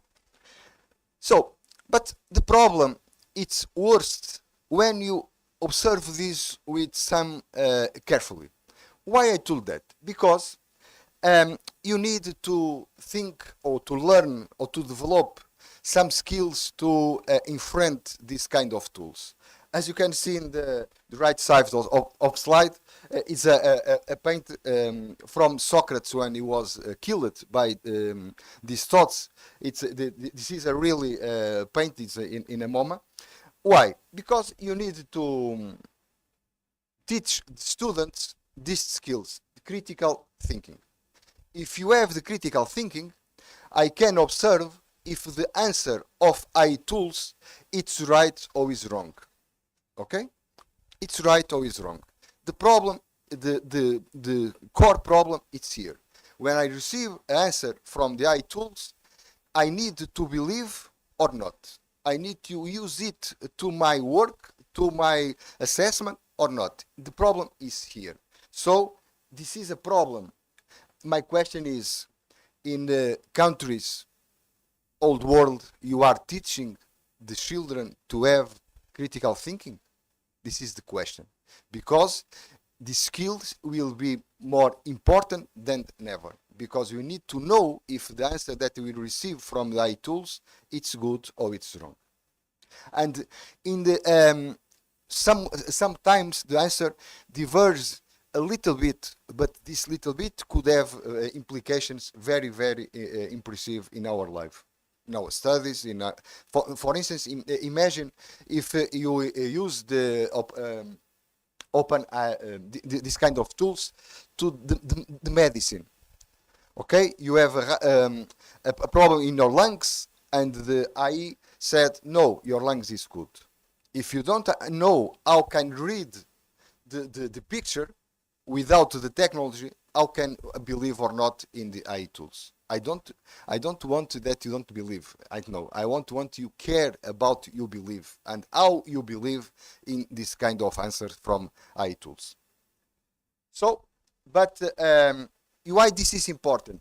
Because when I learn by the books, by the YouTube, by several sources, I will accumulate knowledge. And the most important knowledge that we have, it's the long-term memory. Because I can relate. I don't know if a head operation 3 plus 3 is 6, it's true or not. I don't know. I don't know the process. For me, it's not interesting the result at this moment. For me, the interest is the process. How can I do this operation? So if you ask the question to open the AI tools, of course, I will receive the answer. But the question is, if I ask it 3 plus 3s, and if the application give me 33, it's wrong or it's true? Or it's right? I don't know if I don't know the process, the adding operation or the multiply operation. But the application could understand the plus, not the plus, but the concatenation, for instance. Do you understand the difference? And to you said 6. It's true, but in your head, because you understand the signal. The signal is plus in arithmetical operation, but could we use it in concatenation operation? So it's different result. Do you understand what I try to say? I have using a simple operation, but can have an impact very, very huge in our lives. Okay. So, but when I don't develop critical thinking, in Portugal you have this expression, who doesn't have a dog ends with a cat. Okay, we try use another thing. I don't have critical thinking, so what I should to do? Interesting thing. Skeptical thinking. What is skeptical thinking? It's simple. I don't believe in nothing. So I try to observe. Okay, it's 3 plus 3 it's 6. Okay, first, it's right or not. I will check. I don't know do the operation, but I will ask someone that do the operation. And to define the terms, if the plus signal it's an operation, arithmetic operation, or it is a concatenate operation. Do you understand? Skeptical thinking, it's about this. Okay, I don't have skills of critical thinking very developed. Okay, I should have all the time skeptical, in this case, skills. I don't know if there is a skill called skeptical, but I will invent it now. So, but my problem, it's not only students. At the moment, my problem, it's the teachers and the researchers. Why? I will show you an example. It's a sad example. This publication, it's a JCR magazine or journal. It's with high impact factor that publish a paper produced by ChatGPT. But the problem, it's not the publisher, the article produced by ChatGPT. The problem is, as you can see, the first sentence, it's of course, an answer from ChatGPT. But more worst, what is that the authors don't reference that they have used ChatGPT. Because all of you that have research will read articles and you cite some sentence or some ideas or some memories. What you do? You can put the number and you reference the paper. It's not a problem. It's not a problem to copy all sentence and you put in commas in your paper. It's not a problem because you cite the source of this. But this, it's not was the case. But worst, for me, worst. Where is the reviewers? Where is the editor? Where is the type editor? Where is all these people that let pass a paper with the first sentence? It's not the sentence in the middle of the state of the art or the methodology. No, the first sentence. Why? The best question. This should be a good concern for that are doing the research to think how we combat this kind of problems. Okay. But another problem for me, it's important too.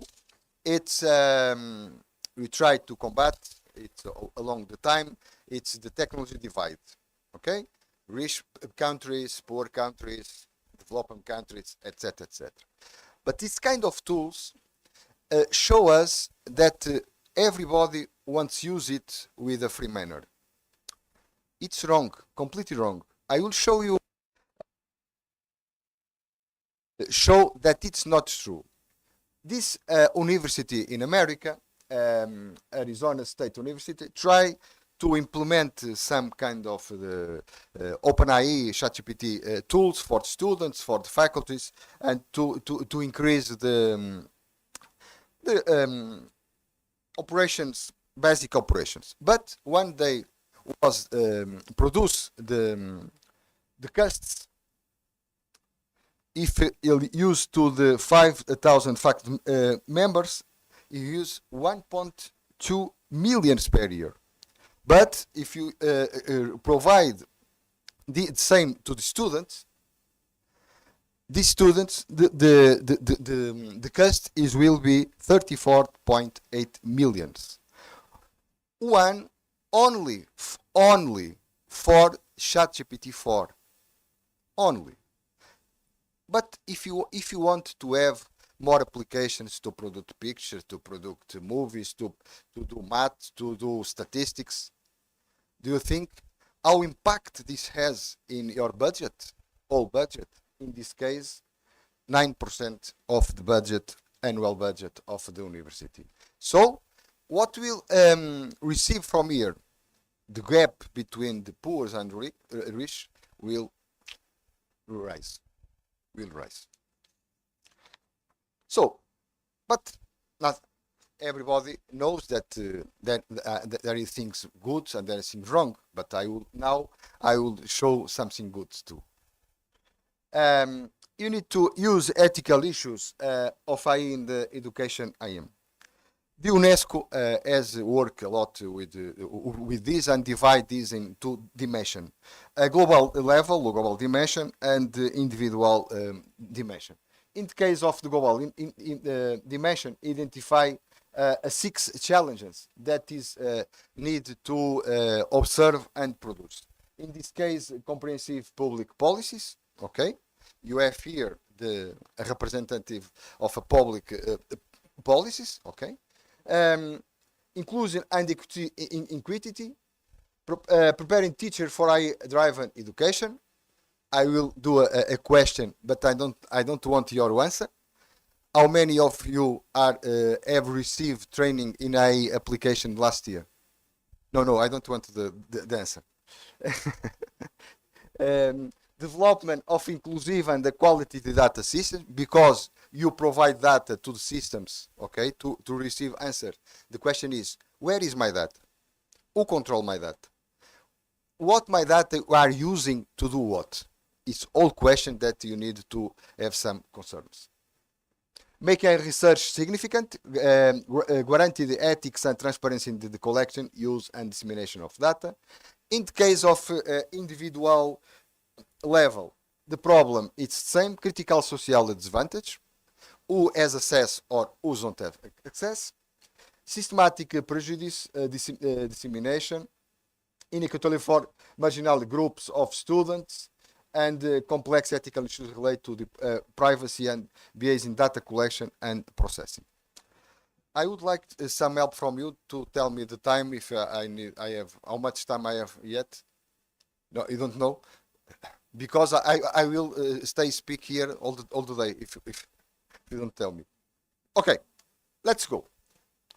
I think you need to see some ethical implication privacy risks. There is a lot of research about this. As you can see, for instance, IOL research should be concerned about ethical implication of their work. But if you remember the slide that we have shown to you, that the research published papers produced by AI tools, it's not ethical. But there is a lot of work to try to think about ethical research. To understand this not comprehensive. Data accountability in various contexts: higher education, Q12, schools, disciplines. Informed consent, violation of privacy, BA's assumption of data, justice, responsibility, and surveillance, consent, student privacy, confidence, integrity, and inclusion.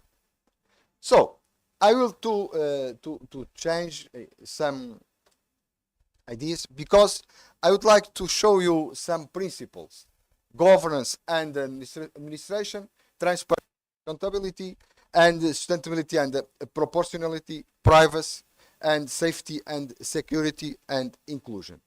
The best way is to propose a kind of framework, because this framework can help the schools and help the teacher to lead with this kind of problems.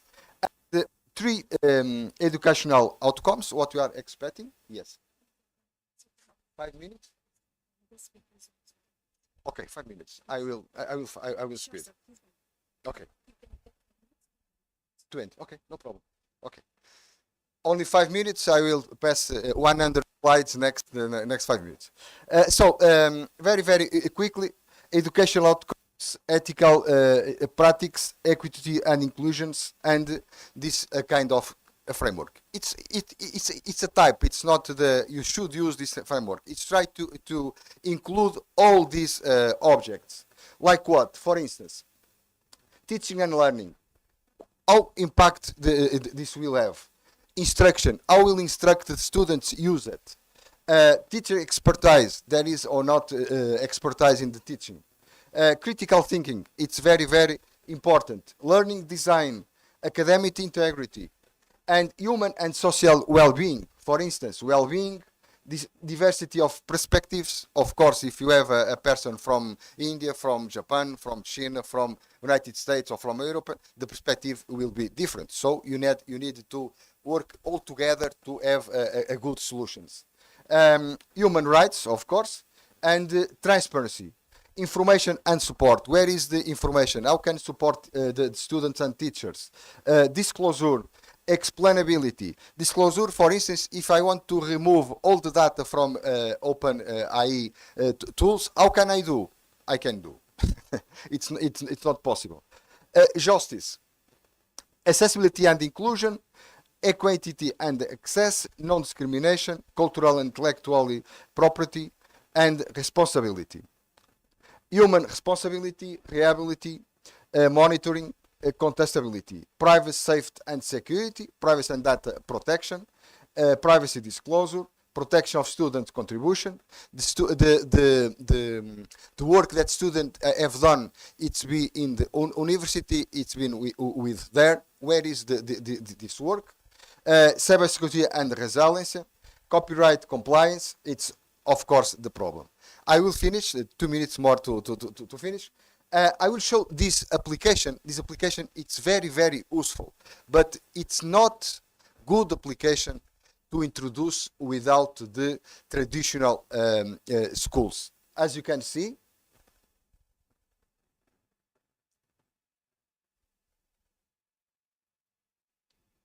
I write the operation and the application gives me the results. Vertical, horizontal, equation. We resolve the equation, or solve the equation. Log function. Okay. And produce a graphic. It's very useful. Yes, of course. But if students don't know how to do that, how can I understand if this is right or wrong? This is a problem. The problem is here. It's nuclear problem. It's here. So the next step, it's this operation. This application is more or less in 9 June. Second one, it's with new ChatGPT model. Everyone have experienced that or not? Yes. Some tests was made, and at this moment they can produce technical work that can take a good woman research a year to produce. This man, it was a paper from astrophysics man that was produced, and the first author copy the methodology section for there. And the ChatGPT produced the same results in 10 seconds, and it take about 6 months to produce that results. Okay. Next one. I would like to connect all the philosophical myths of Sisyphus. I don't know if you know what is myths of Sisyphus. This is a myth that illustrating the eternity of futile effort comfort us with the absurdity of existence, questioning the meaning of our action in the face of indifferent universe. Okay, you try to put the stone until the top of the mountain all the time. If you think this and connect this with the learn by ChatGPT or Copilot or Gemini or the tools, it's the same. You are work hard, but you are learning nothing. Learn nothing. Okay. So to finish my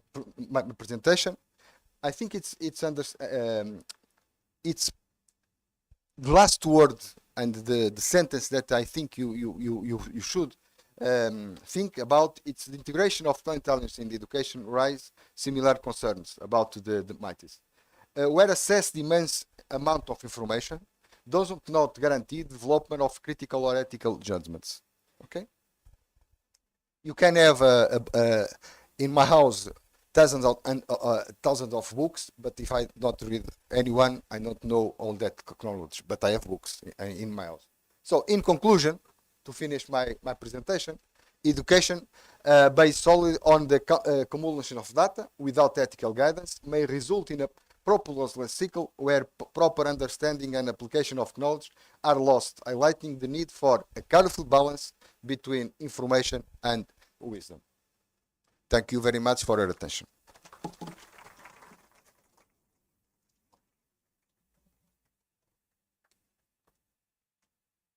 It's great. You're fine? Thank you very much, sir, for your informative session. Now I request Shri Ravi Shankar Balaraju, sir, to present his technical sessions.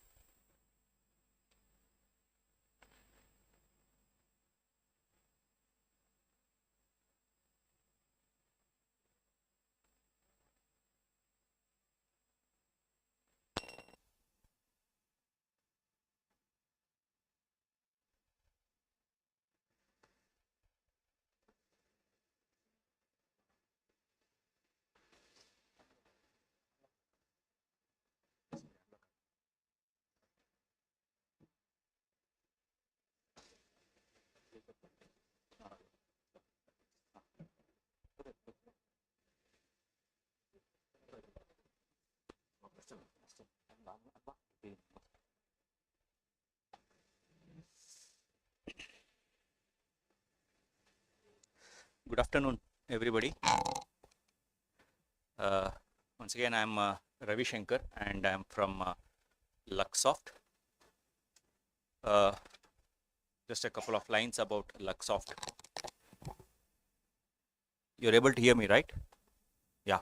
So we are part of DXC Technologies company, and we are mostly into IT and engineering services for multiple domain like automotive, financial markets, telecom, and health. And I'm coming from the automotive line of business. So I will try and cover, what a software-defined vehicle means and what are the backbone technologies of a software-defined vehicle, and why automotive cybersecurity is very critical at this point of juncture.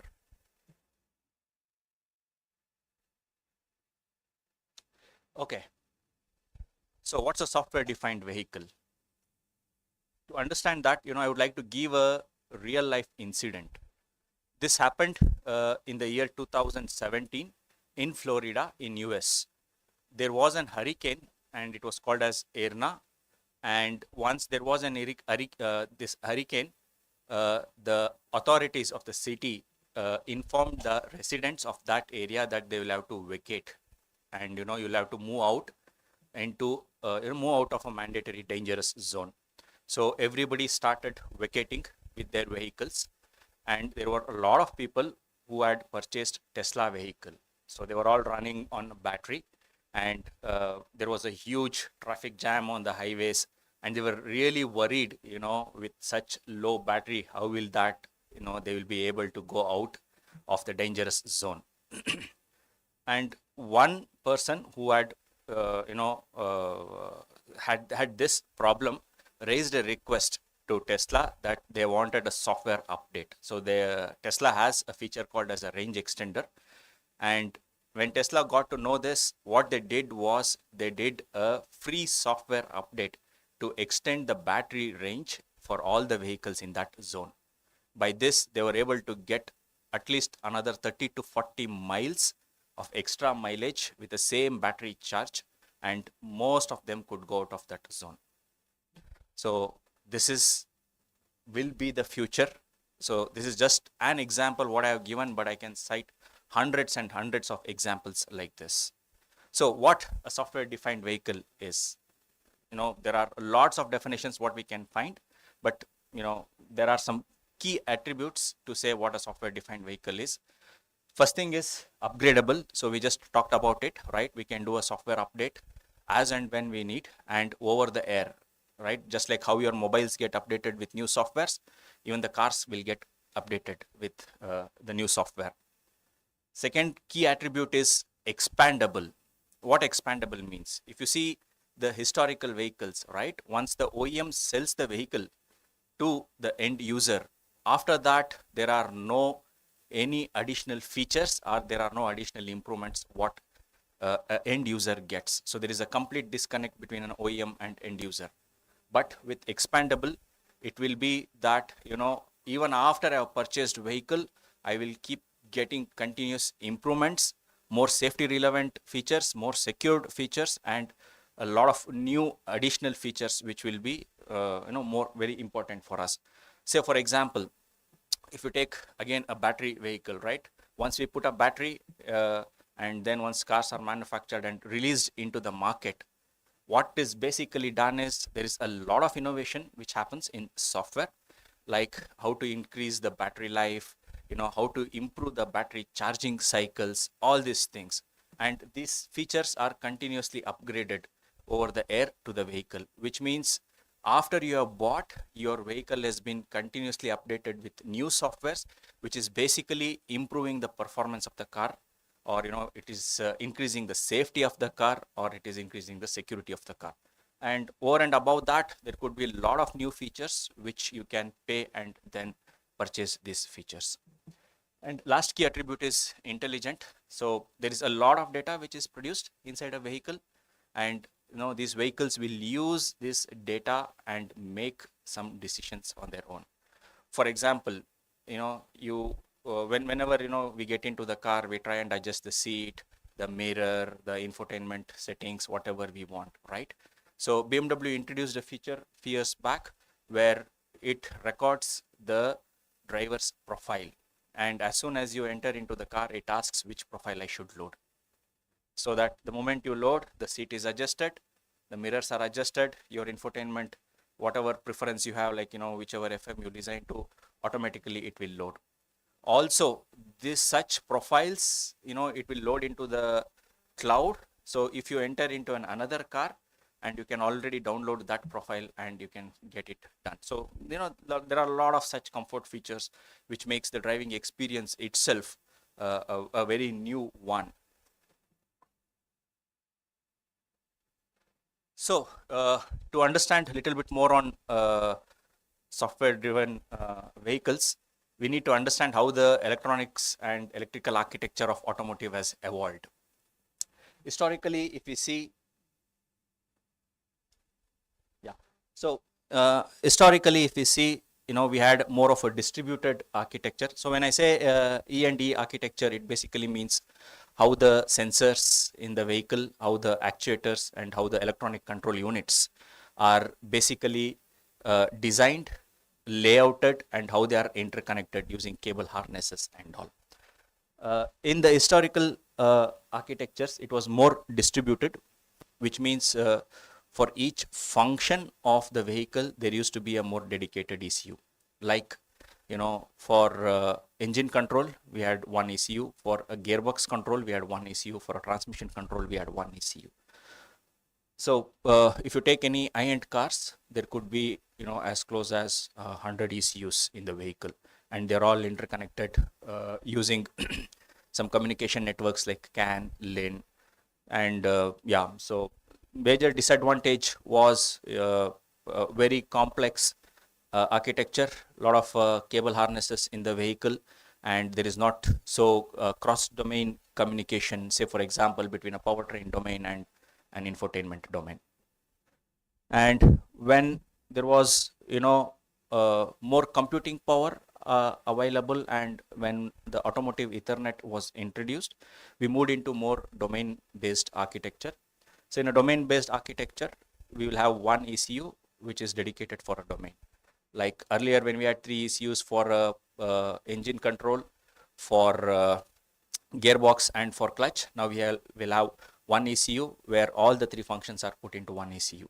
And this is basically possible because of more computing power which is available, and also the backbone is a strong communication network like an automotive Ethernet, which can support up to 1 or 10 Gbps of data. Now what we are seeing is more of a zonal control or a zonal architecture, where we are able to run multiple domains in one ECU. Like, we can put an ADAS, the autonomous driving, as well as we can put an infotainment domain into one ECU. So which means there could hardly be 3 or 4 zonal ECUs in the whole vehicle, and it will reduce a lot of E&E architecture complexity, right? And also the vehicle will become very light. This sort of architecture is possible because of high performance computing platforms, or the SoCs, which is available nowadays. So for example, if I take NVIDIA chipsets, NVIDIA is working on a chipset called as Thor, which can support up to around 3000 TOPS, trillion operations per second. So we can do a huge computing inside a car, and we are all moving towards a zonal architecture. Now, why SDV now, right? That's because there are few trends which is happening, and these trends are also supported by whatever the technological advancements we just spoke about. Few trends are mobility ecosystem evolution. Like as I said, battery management systems, right? We're all moving towards electrification, electric vehicles. If you see electric vehicles, once we put again a battery and a transmission systems and all, most of the innovations is coming from software, right? Like, how do you control the battery? How do you charge it? How do you efficiently use the battery or the power coming from the battery? So all these are all software innovations. So it's hugely software dependent. Similarly, if you take autonomous driving, so something like this, autonomous driving is again, we would put sensors like cameras, lidars, radars, but after that it would be hugely software intensive innovations what will happen. So the more or even if I take connected mobility, right? If you put a 4G or a 5G, and if we put say something like Wi-Fi connectivity and all, beyond that everything what will happen is through software. We can develop a lot of applications around that. So the innovations, everything is more towards software intensive. And if you also see the user preferences now, basically the present day consumers want to have a more digitalized car, where they get an experience of a mobile inside a car, right? So for example, if you take Tesla has a feature called as Tesla Theater, where they can use the infotainment screen, and they'll be able to watch say a Netflix or a Hotstar or a YouTube. This is possible, and there are use cases for that. Say for example, when you go for a charging station, right, and if you have to wait there for charging for 30 minutes, it's not like refilling our fuel, so you'll have to wait for some time. Then what do you do there? So you sit in a car, you watch Netflix, or they also have a feature where you can play games on their console with all the controls on a steering wheel. So such features are all possible now inside a car itself. So there are demands for such features, and hence all these things are again completely software driven. Then the focus for automotive industry is to move more towards software and commoditize hardware, because this has a lot of advantages for the OEMs.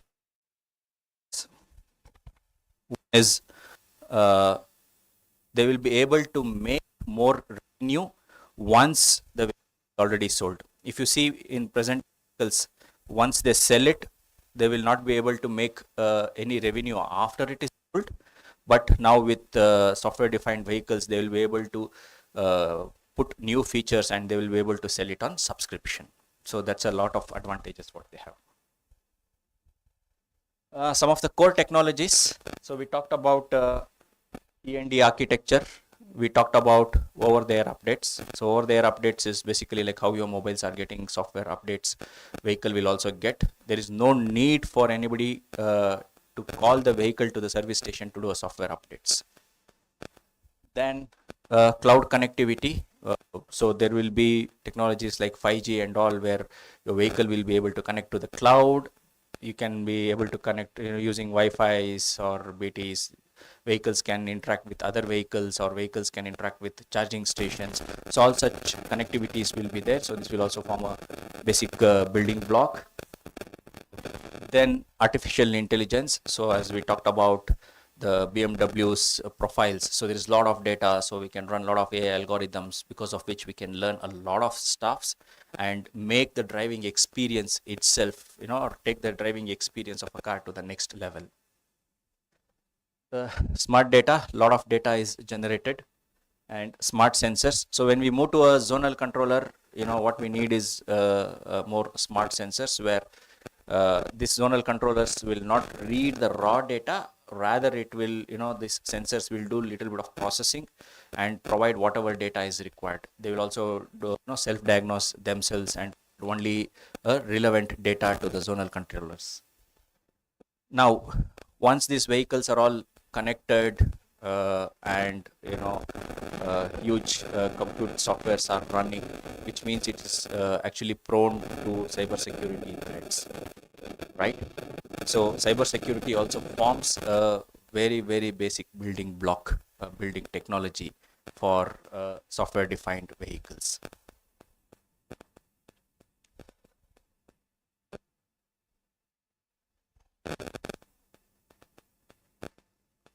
Okay, so somewhere in earlier vehicles were getting hacked, but most of the times it was like they used to connect to an OBD port. It's the OBD port is where generally a technician would connect his tester to make some tests, and the hackers used to connect to the OBD port and try and hack it, which meant that an hacker would need a physical access to the vehicle. So that itself was a major hindrance.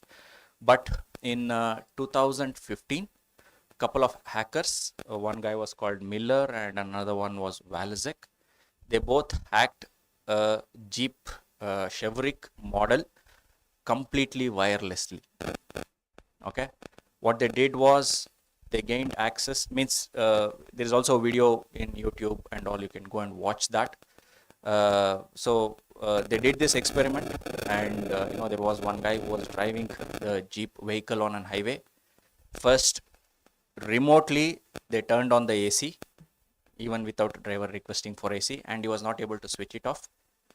Then they turned on the infotainment system. They turned on to some FM with a very high volume, and again driver was not able to do anything. Then they turned on wiper, and after that they took control of the engine and the steering wheel. Virtually it was like this vehicle, there was absolutely no control for the driver. Alright, and this they have proved it, and after that they have also presented this findings, all those things, in a lot of cyber security conferences like this. So in 2015, when they showed that the vehicles can be wirelessly hacked, that is when cyber security became very, very critical topic. Every OEM started giving a lot of prominence for this cyber security. Now, what is the motivation for an hacker, right? Why would he want to hack the vehicle? And so there are some emerging attacks here, what we have tried to mention. Say for example, access control means if you see some of the latest features what are there in a vehicle, we get features like keyless go, which means you can have the key in your pocket. You need not have to insert it and open the door. As soon as you come, because of radio communication, the door gets unlocked automatically. Now, just using your mobile, you can unlock the doors, right? This means there is also a threat that there was also an incident again in US for the keyless go, that when a car is parked in front of your house, there were some hackers who came with the relay transponders. So what they did was they took the relay transponder close to the door or to the wall, where the key can interact with this transponder, and then it will relay it to another one, and then to the door.